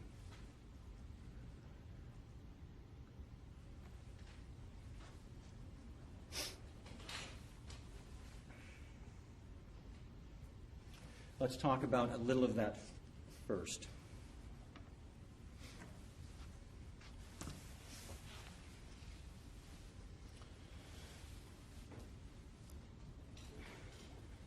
No, let's do this. This is where Jenna Lauer and Jeremy Weinberg lived. Jenna Lauer is the one who made the call when she heard the commotion out here in the neighborhood, in the vicinity of the T. She describes what she heard as some loud voices. And she called it a sort of three-part exchange, like an accusatory or confrontation voice, a response, and another one, kind of a three-part exchange. Heard that off to their left. They were watching TV out here. This is screened. And behind it is the sliding glass door that was open. However, they couldn't see anything because they had these little bamboo slatted blinds that were down. So they couldn't see it, but they knew something was happening. Enough that it got their attention, they decided to call the police. With this three-part exchange, they started to hear what they thought maybe was scuffling feet on grass, and then they started hearing someone moaning or crying for help. They dialed the phone. I'm trying to remember. I think they tried a phone and it wasn't on, or they couldn't get it to work, so they tried the other one. But within just a few seconds, they got through. Keeping in mind that I think the call was connected at 7:16:11, something like 30 seconds after the call with Trayvon Martin and Rachel Gentile ended. So we're only talking about 30 seconds, including the time it takes to dial the phone, get the phone, dial the phone, figure out, hey, there's something going on here, make the call, connect the call, and you'll hear the operator here in a second. You've all heard those anyway, those operators. So, hearing the exchange, the voices, hearing what they thought was something going on, they called the police. They called emergency services. And here's what they heard. Here's the call. This is the call with the screams. This is the call with the shot, to keep in mind. The shot occurs about 40, maybe 45 seconds into this recording. There is a sound, though, that precedes the shot by a few seconds that on first listening sounds like it could be a shot. It's not. There's no mistake, no dispute in this case that George Zimmerman fired one and only one shot. That is proven by forensic evidence. I'll digress for just a moment. The reason we know that, not like he fired once and missed, not like he shot 2 times, as you might think if you hear this. Mr. Guy gave you the answer. Any of you that are familiar with firearms know that you can put an additional round in the gun after the magazine itself is full, simply by putting one into the chamber and then putting another one into the magazine. So if the magazine holds 7, you can actually put 8 rounds in the gun. It's clear that's what happened in this case because the police found 1 shell casing and the magazine still was filled to capacity. So there was only 1 shot, no matter how you look at it.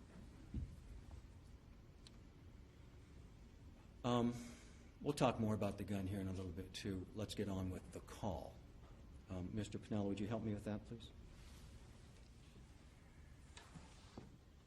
911, do you need police, fire, medical? Maybe both. I'm not sure. There's just someone screaming outside. Okay, what's the address that they're near? Is this in the Twin Lake Homes in Sanford? Yeah. Okay, and is it a male or female? It sounds like a male. And you don't know why? I don't know why. I think they're yelling help, but I don't know. Just send someone quick. Say crap. Okay. Does he look hurt to you? I can't see him. I don't want to go out there. I don't know what's going on. So they're sending him. So you think he's yelling help? Yes. All right, what is your phone number? Just there's gunshots. You just heard gunshots? Yes. How many? There's one. Get down. No, come here. Is he no Hey, longer come on. yelling? I don't know. Get in here now. Get up here. All right, is he right outside? Yeah, pretty much out the back, yeah. Is he in front of it or behind that address? He's behind my house. Okay. Just stay away from the windows. I don't hear him yelling anymore. Do you hear anything? I'm going to stop it there, only because obviously the screaming is over, the shot has been fired, and this is a discussion. You'll have the opportunity to hear the whole thing as many times as you want, and I hope that you do. I hope that you listen to it 1, 5, 10, 50 times if you need to. The same thing with the non-emergency call. You'll have it in evidence. You can listen to it as many times as you want. But what we know, obviously, everyone agrees to this. All of the witnesses, whether they agree to anything else, they all agree those are the screams of someone in a life-threatening situation. Someone screaming repeatedly over and over and over for help, needing desperately for someone to come to their assistance.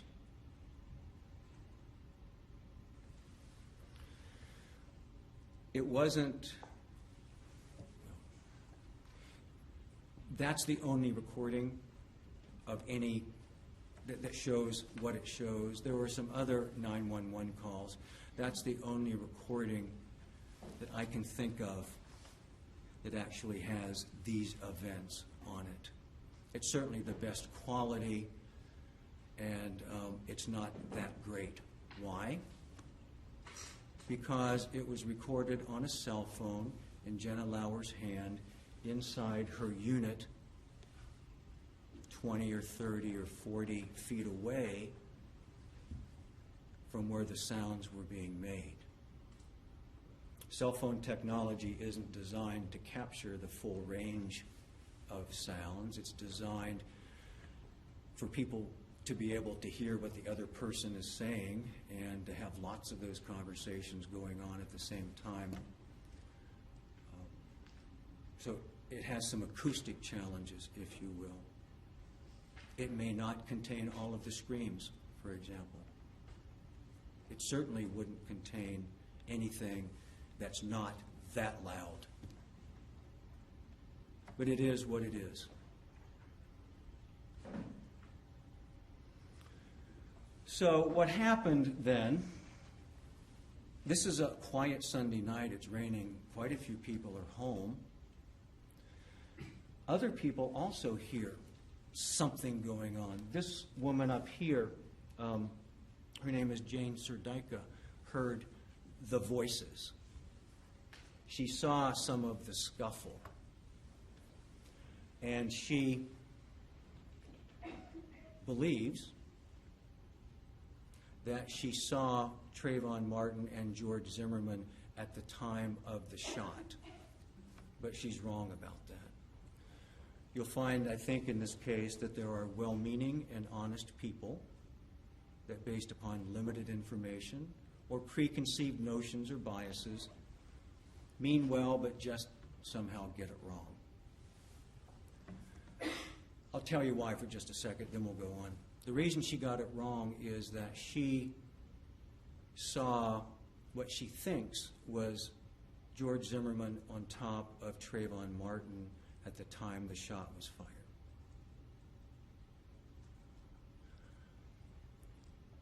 And that Trayvon Martin was on his stomach, that he was face down. That couldn't happen. That could not have happened in this case. We're going to talk about some forensic evidence here in a bit, but we know that couldn't happen. So she could not have seen the moment where Trayvon Martin is shot. Why?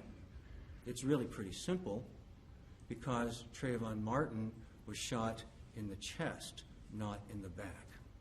So if Trayvon Martin was lying face down when she saw George Zimmerman on top of him, then she didn't see it. She saw it later. Only a few seconds later, as other people in the neighborhood will describe something similar, but it was after. We'll talk a little bit more about that. I don't know if you're following what I mean. I'm not trying to jump ahead too much, but people heard some screaming around. They've described it different ways. Some heard only a couple. Some heard more than that. Some think they saw or heard a fight of some sort with the in various positions, up or down, flailing, or what have you. But except for Jane Serdyka, who I just explained how, and you'll hear her testimony, got it wrong with piecing all of this together in her own. She didn't see a muzzle blast. She saw Trayvon Martin face down. She saw George Zimmerman on top. And there was that moment. There's no question that there was that moment when Trayvon Martin was shot. He fell forward, face down. George Zimmerman was underneath him, and within a few seconds, 2, 3, 4 seconds, basically switched positions. And when you hear the shot and you figure out what that's all about, and you go outside to look, if it takes you 2, 3, or 4 seconds, that's the image that you see. That's what you see, George Zimmerman on top of Trayvon Martin with his hands pressed down on him. 2 or 3 people saw that. And they did see it. They're right. It's just that it was after the shot.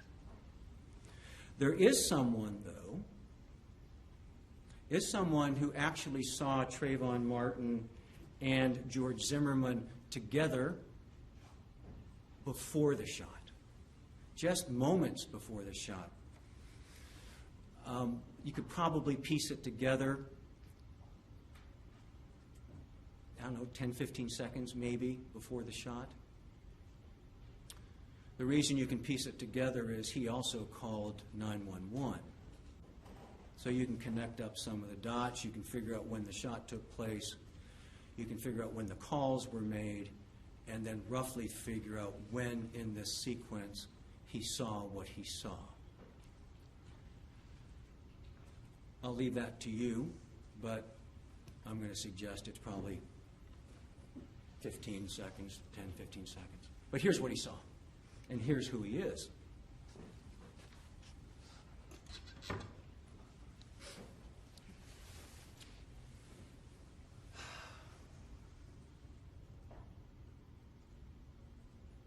His name is John Good, and he lives right here. He lives next door to Jenna Lauer and Jeremy Weinberg, right next door. He heard the noise. He heard the screaming, the cries for help, and he went to investigate. He doesn't have the screened-in porch. He has the sliding glass door. So he goes out the sliding glass door, and he's right here on the patio, his patio. From here to here, I don't know, 15 feet, 20 feet maybe, right in front of him. Me to you. And here's what he sees. Now, he doesn't know who it is at this point. He doesn't recognize anybody. He didn't see faces. But he could clearly see colors, and there was no mistake the color of the clothing of the people that he was seeing. He was very clear. There was one of the participants, if you will, one of the people involved, was wearing a dark shirt. Black almost, especially because it was so wet. That was Trayvon Martin. He had a charcoal-colored, hooded sweatshirt. On the other hand, George Zimmerman had a red-colored jacket. Very different. No mistaking the two. At first, John Good wasn't quite sure what he was hearing or even what he was seeing. He thought it might have been a dog attack or something. He wasn't even quite sure it was two people. And he got outside, and then he saw it was two people. And he saw them moving a bit up towards the sidewalk.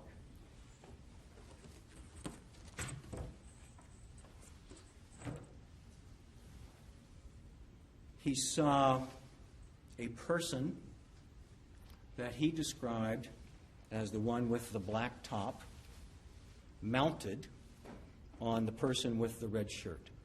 Mounted is a term used in mixed martial arts, fighting. Some of you know more about that than I do, no doubt.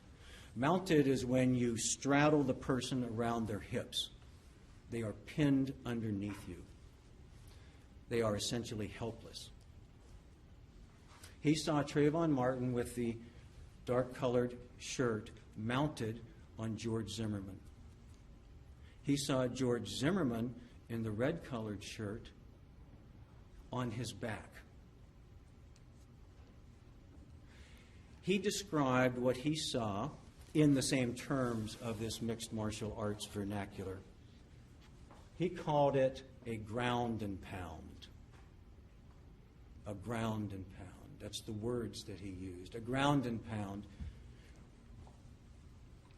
is when you're mounted on somebody, they are helpless, and you are basically beating them senseless. He may have seen some of this, he may have seen some of that. It's dark, and he didn't get a long look, but he saw enough to know this was serious. What did he do? He yelled at them, "Stop it," or "Cut it out," or something like that. I don't think you can hear that on the recording. I think that gives you an example of what you can hear on the recording and what you can't. John Good will tell you he yelled something at them, probably "Stop it" or "Cut it out." And you know what happened at that point? Nothing. Except two things. George Zimmerman cried out for help, looked at him, looked at John Good and said, "Help me, help me." And Trayvon Martin kept on hitting. So John Good did this. He went back inside to call 911. The right thing to do, perhaps, the smart thing to do, no doubt. But George Zimmerman was crying out for help, and no one helped. And it continued. It continued until you hear the shot. You can hear the cries for help up until the moment of the shot. And then there's no more cries for help. Why would there be?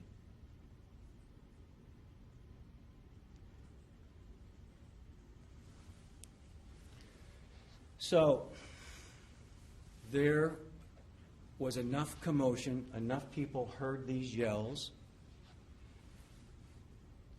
that they started coming out to check it out. But after the shot, right after the shot, though, from their doorway, a couple of people looked right outside and saw this. They saw Trayvon Martin face down and George Zimmerman on top of him, kind of holding his back or his arms or something like that. One of them maybe even yelled at him, and he kind of turned at one point. One of them saw Trayvon Martin's leg move, they think. Nobody heard any more sounds, though. My guess is that the silence was deafening at that point. George Zimmerman struggled to his feet. He was out of breath. He was injured. According to Jonathan Manalo, that's the guy on the corner.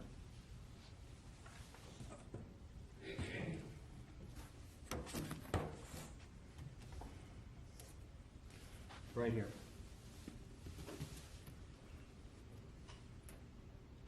Oh, this is kind of weird. It's right here. This is a shadow or something because of the angle. Jonathan Manalo lives on the corner. This is the T. This is where John Good lives. This is where Trayvon Martin's body was, right in front of John Good's house. Jonathan Manalo comes out. He hears the commotion. His wife hears the commotion, actually. He says, well, just leave him alone. Don't get involved. Then they hear the shot, and he comes running, if you will. He comes out with a flashlight. He is here within seconds. And what does he see? What he sees is George Zimmerman as I'm staggering. George Zimmerman says to him, am I bleeding? Jonathan Manalo says, yes. Yes, you are. In fact, for no reason other than what he was seeing, he took a picture of George Zimmerman's head with his cell phone. This is within seconds of the shot. This is the back of George Zimmerman's head. Here's the red orangish jacket. I think that's probably the sidewalk. Jonathan Manalo had a flashlight and a cell phone. He took this picture. He took a couple of other pictures, too, that will show you in evidence that actually show Trayvon Martin's body there in the position that it was immediately after he was shot. I won't show you those now. You'll see them in evidence. You'll see exactly where they are. You'll see the position. One witness described it as if he were riding a bike. I suggest that it's because he was straddling George Zimmerman when George Zimmerman shot him. And when he fell forward, and his legs were still in that same position. As George Zimmerman scrambled up to get out from under him, he stayed right like that. So what happens then, Jonathan Manalo is there. He takes this picture, and he says, what happened? George Zimmerman says, He was beating me up, and I shot him. George Zimmerman wanted Jonathan Manalo to call his wife, George's wife, Shelley, which he did. Jonathan Manalo, as Mr. Guy pointed out, said something that sounds a bit odd, so let's talk about it a minute. He described George Zimmerman, first of all, as breathing hard, having just gotten his butt beat, staggering, and then, though somehow calm, as if nothing had happened. I submit that what the evidence will show is that George Zimmerman had just experienced the most traumatic event of his life. He probably didn't know what state he was in, literally what state he was in, much less his emotional state at that moment being particularly significant, to suggest that if he acted like he was calm, he didn't care, as if he was acting out of ill will, spite, evil intent, disregard for human life. That's what murder is in this case. That's what the state has to prove, that that's what George Zimmerman did and acted that way. And on that, Jonathan Manalo saying, wow, it struck me he was calm. I submit it maybe flat, affect, something. But a guy who's staggering and bleeding, who just got his butt beat, who it's obvious had been crying for help for 40 seconds before he took that action to save his own life, is not going to be calm. We know he was injured more than just this. Jonathan Manalo saw injuries on his face. Tim Smith is the police officer with Sanford who showed up first. Keep in mind that George Zimmerman asked that a police officer be sent to the scene, and Sean Nofke said, okay, they're on their way. And they were. They got there very soon after the shot, moments after Jonathan Manalo was there with George Zimmerman. And Officer Smith said, who shot him? George said, I did, George Zimmerman. Following police protocol, Officer Smith handcuffed George Zimmerman. They call that for officer safety. Makes a lot of sense to me. There's a guy with a gun, someone dead.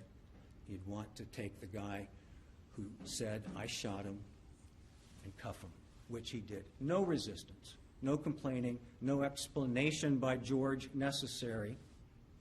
He just cuffed him, took his gun. The gun was in a holster on the right side. I had a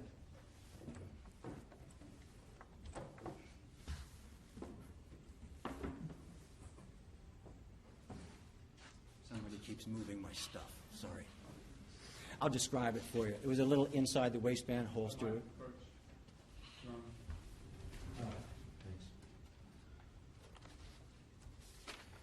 So here's the holster. No big deal. It fits inside the waistband like this. Here's a picture of the holster itself that was in evidence. Here's a picture of the gun. As Mr. Guy said, it's a Kel-Tec 9mm semi-automatic, double action only handgun. That's important in the sense that it doesn't have an external hammer. You can't cock it and then pull the trigger. Double action, you pull the trigger, the hammer goes back and then forward. It has an extra strong trigger pull as a result of that. It's designed to be carried loaded, and in that position. It doesn't have an external safety, if you will. The way George Zimmerman was carrying the gun was the way it was supposed to be carried. We'll talk more about the gun in a minute. But, in fact, the training that George Zimmerman got from his friend, the Federal Air Marshal, was exactly what George Zimmerman did. It was the kind of gun that was recommended to George Zimmerman, the double action only, round in the chamber. It's safe as long as you're responsible. We'll talk about gun responsibility too before we're all done. However, Tim Smith, the Sanford Police Department, takes George into custody. He gets the gun, the holster. This is the magazine that had the bullets in it. And takes him over to the patrol car while they sort things out. Smith is over off of, well, you know it by now, off of Retreat View Circle, on that big street that goes around. He's parked over there, and George Zimmerman is placed in the back of the patrol car, handcuffed. Additional officers arrive. The crime scene is taped off. Residents start coming out, trying to figure out what's going on. That's when Eloise Dilligard, the neighbor of Mr. Zimmerman's, drives up there and sees his truck, knows there's something going on, and says to herself, well, I'll just ask George.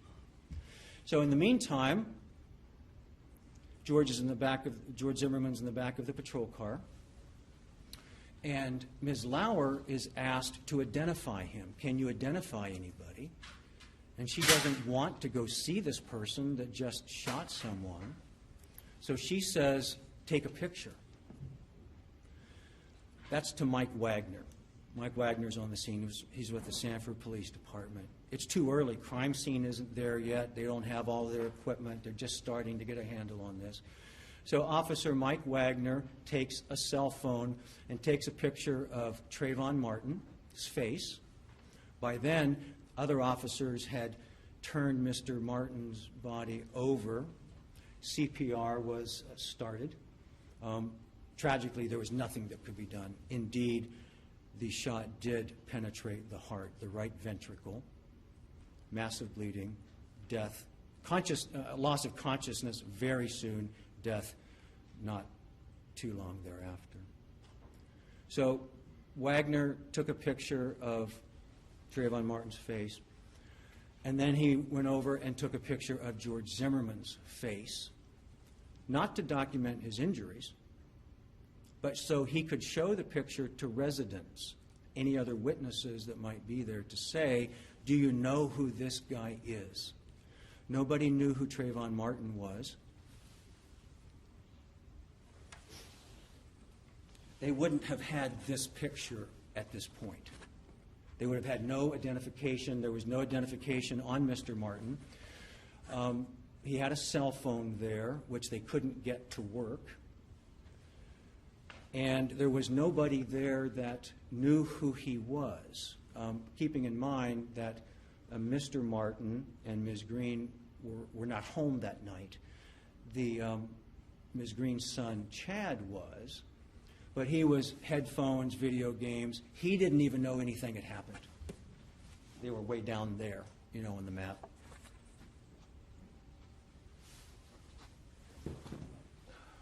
Way down. He lived down here. Didn't even know this was going on. So no one was able to identify who Trayvon Martin was, but not for lack of trying by the police. So this is Trayvon Martin, by the way, at the 7-Eleven. This is where he went to get the candy, the Skittles, for his the friend Chad, and the Arizona brand fruit drink. It was a 23-ounce can full. That's important to remember, and I'll talk about that in just a few minutes, why that's important. So this is the person that George Zimmerman saw when he called the police to say, there's someone in the neighborhood, I don't know who he is. Of course, Trayvon Martin is wearing the hoodie in the store. This guy right here, his name is Andrew Gaw. He doesn't remember this event, but he's 5'10". He told us that under oath. He's 5'10". Trayvon Martin is 5'11", as measured by the medical examiner. He had shoes on, and he had a hooded sweatshirt on, which makes him well over 6 feet tall, as you can see. We know that he weighed 158 pounds. He wasn't skinny. 158 pounds at 5'11" is right in the middle.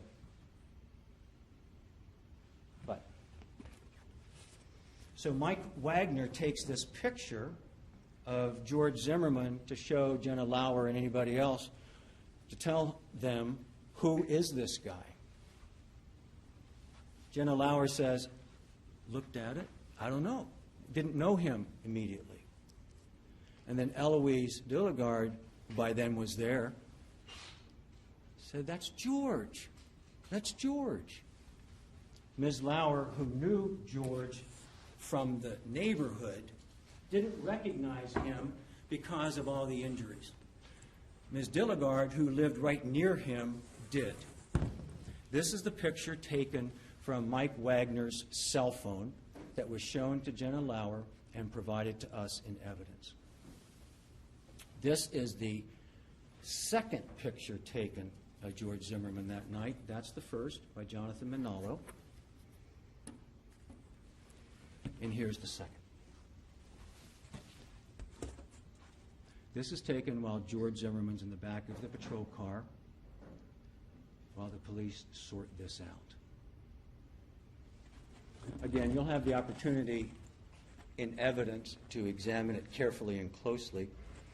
But let me point out a couple of things. The abrasion to the side of the nose, marks and abrasions on the forehead, the swollen and seemingly deviated nose at that point, suggesting that George Zimmerman took quite a wallop squarely in the face. And, of course, the blood. It's still glistening. It's still glistening.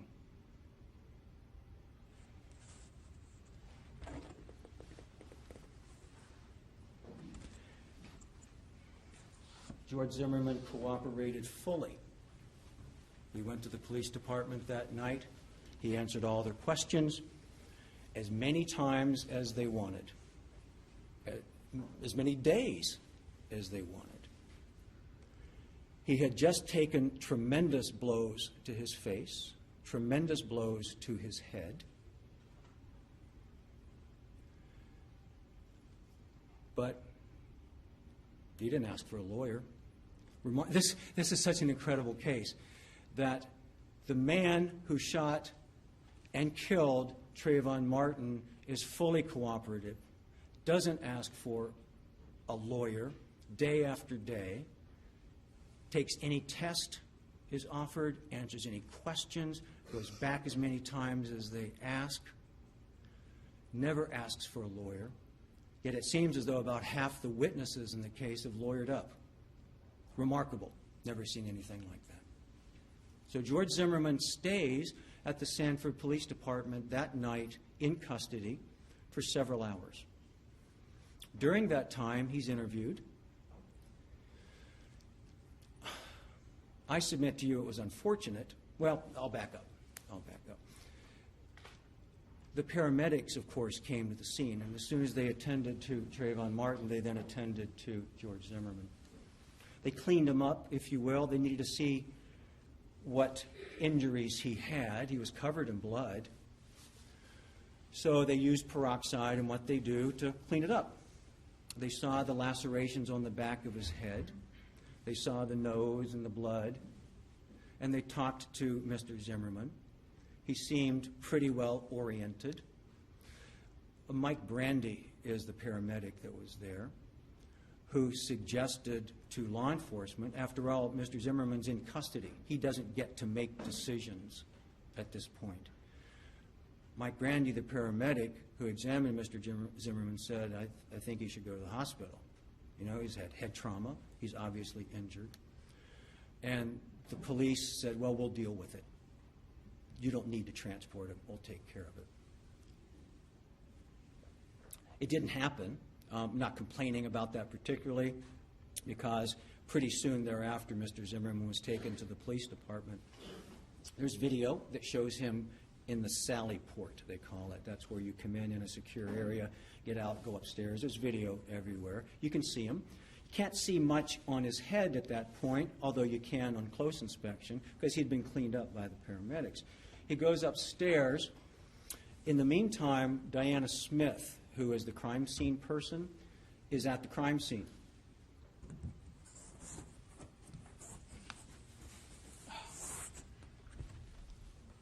She's doing all this stuff. She's marking all the evidence, taking it into account. Pretty soon the medical examiner's investigator shows up. So she's busy. So Mr. Zimmerman's at the Sanford Police Department for several hours.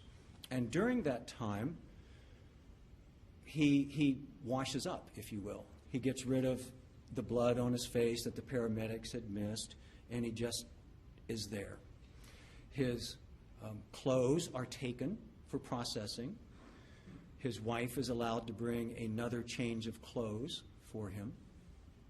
And he sits and he talks. He'll answer any questions. Doris Singleton is the investigator that was with George Zimmerman at the Sanford Police Department that night. The lead detective is investigator Chris Serino. He was at the scene. He was interviewing residents. He was watching what was happening with the evidence collection. They were doing a canvass. They did several of those, actually, to see who had seen what, if anything, and taking witness statements. One of the witness statements that was taken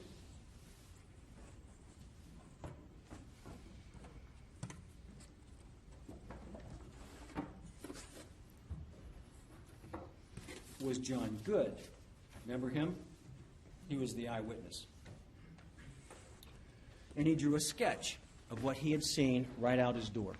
So this is what the police knew already that night, while Mr. Zimmerman is up in the Sanford Police Department. Mr. Good's house, there's like 2 sketches here built into one. In fact, he numbered them. So he sees the sidewalk, red top, bottom, black top, on top. Trayvon Martin had the black shirt. George Zimmerman had the red one. Again, now they're up towards the sidewalk. Again, he knows it's serious now. Red shirt, bottom, black shirt, top.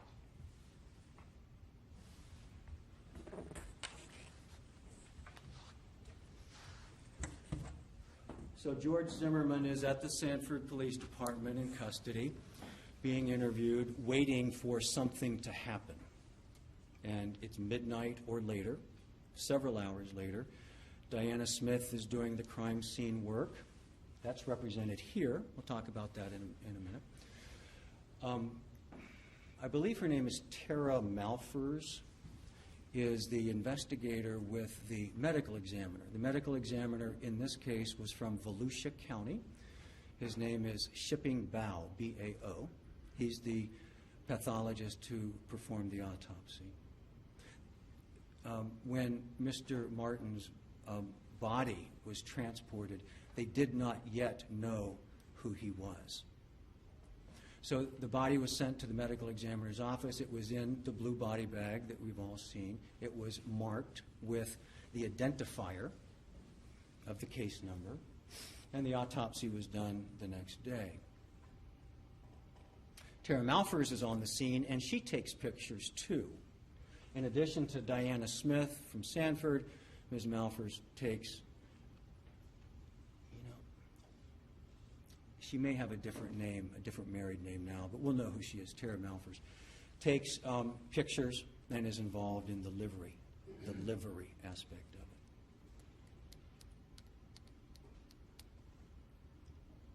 In the meantime, George Zimmerman's at the Sanford Police Department. Around midnight or so, Diana Smith is done at the scene. Evidence has been marked and collected. It will be then submitted to the lab for processing of all sorts of processing. That's the forensic evidence part of this. And she goes to the Sanford Police Department. She takes pictures of the gun. showed you those. And she takes lots of pictures, I think it was 30 or so, of George Zimmerman. By then, he'd been all cleaned up and several hours had passed, so it's not nearly, of course, as dramatic as these. But you can clearly see the cuts in the back of the head. You can see more of the sort of abrasion, what do they call it? Punctate abrasions, for those of you with some medical background, on his scalp. But what you can really see in these pictures that you'll have in evidence are the lumps, the big knots on each side of his head, consistent with having his head slammed into concrete. What's slammed? Well, obviously you can take someone's head and hit it so hard once that they could lose consciousness or die, could fracture their skull. Or through resistance or something else, you might not be as successful as you want to be, but you still have impact, and it's evident that George Zimmerman's head impacted a hard surface like concrete. Indeed, the state's consulting expert agrees that his injuries, the lumps on his head, are consistent with his head having impacted concrete. We have a medical examiner. He's an eminent, distinguished pathologist. His name is Vincent DeMaio from Texas. He's the expert on gunshot deaths. But he's also a qualified pathologist in trauma, and he'll tell you the same thing. Yeah, he had his head banged pretty hard on cement. That shakes things up. It affects thinking. It can lead to concussion or, of course, depending on how significant the trauma, death. But when you get your bell rung, stuff happens.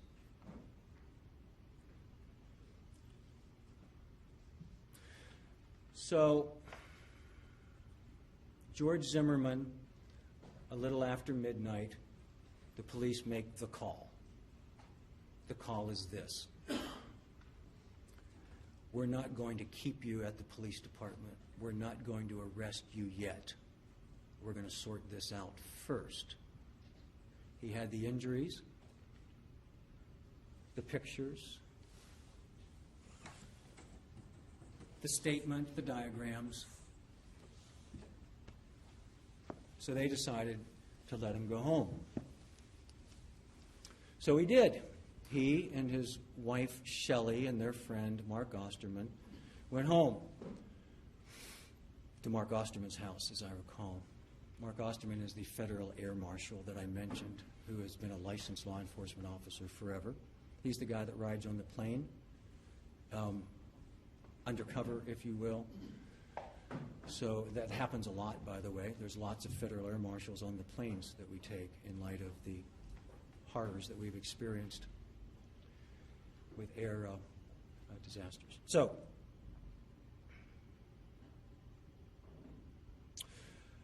George Zimmerman decides to go to work the next day to tell them that he wasn't going to be able to go to work. His wife, Shelley, had attended to some of his injuries. She was a nursing student. The swelling had gone down, bandaged it up, and Mr. Zimmerman went to work to check in. He worked at the time and had worked for a while at a company called Digital Risk. Pretty big company. In fact, they're huge now. They do loan investigations or forensic examinations of loans. I don't understand it, but I think what happens is if there are defaulted loans, they ask this company to look into it and see if there's any obvious monkey business. Was there monkey business by the applicant or maybe by the mortgage company? And see if there's something that they can do to back out of someone having to pay off this defaulted loan. So that's what he was doing. It was a paperless job, lots of people working around him, and he liked them, they liked him, they cared for him, Remarkably, none of them knew he had a gun, except for one guy that used to be a police officer. And he went in. When he was seen by Laura Williamson, she was stunned at his appearance. She described him as emotionally and physically beaten. He tried to tell her a little bit about what happened, and he was crying. He teared up. She was powerfully moved by that. He was waiting to talk with Ron Driggers. Ron Driggers was the HR person that Mr. Zimmerman wanted to talk with to say, I've been in this event, I'm going to the doctor. Mr. Driggers also saw the injuries, the black eyes. You know, that doesn't happen immediately. The black eyes, all of that stuff that was going on, bandages and such. And Mr. Zimmerman then did go to the doctor. He went to the Altamont family practice and spoke with a physician's assistant that had seen him, named Lynn Folgate. Mr. Guy mentioned her. And she examined him. She thought the nose was probably broken, although there wasn't a clear septal deviation. There was no urgent need to see an ENT, but she recommended it. She noted the lacerations and noted some back injury. Mr. Zimmerman had mentioned that he had fallen on his back or was knocked to the ground and hurt his back, and such. They didn't have an x-ray machine there suitable for the nose, so no x-ray was taken. It was suggested, as I mentioned, that he go to see an ENT. He didn't. He continued to heal and continued to cooperate. In fact, later that day, he met with the Sanford Police Department for this video reenactment that you've heard about.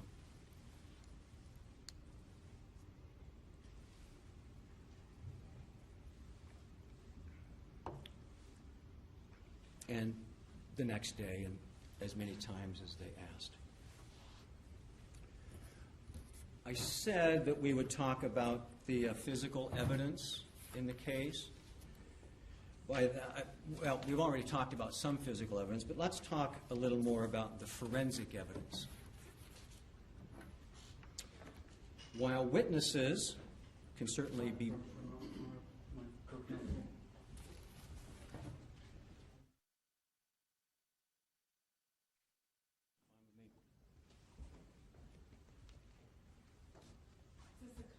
A good time to take a recess?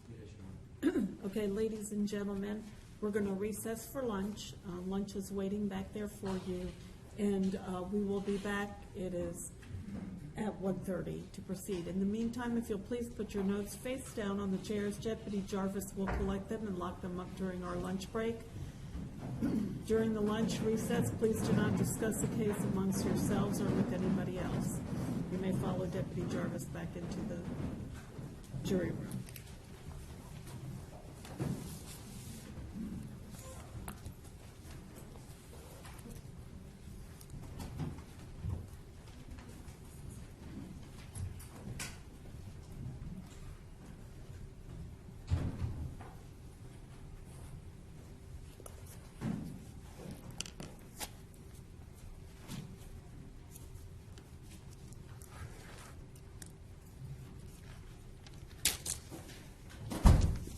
Please be seated. After we finish with the opening statements, we'll have a brief hearing on the sequestration of the witnesses issue, so please be prepared to do that. Court will be in recess until 1:30.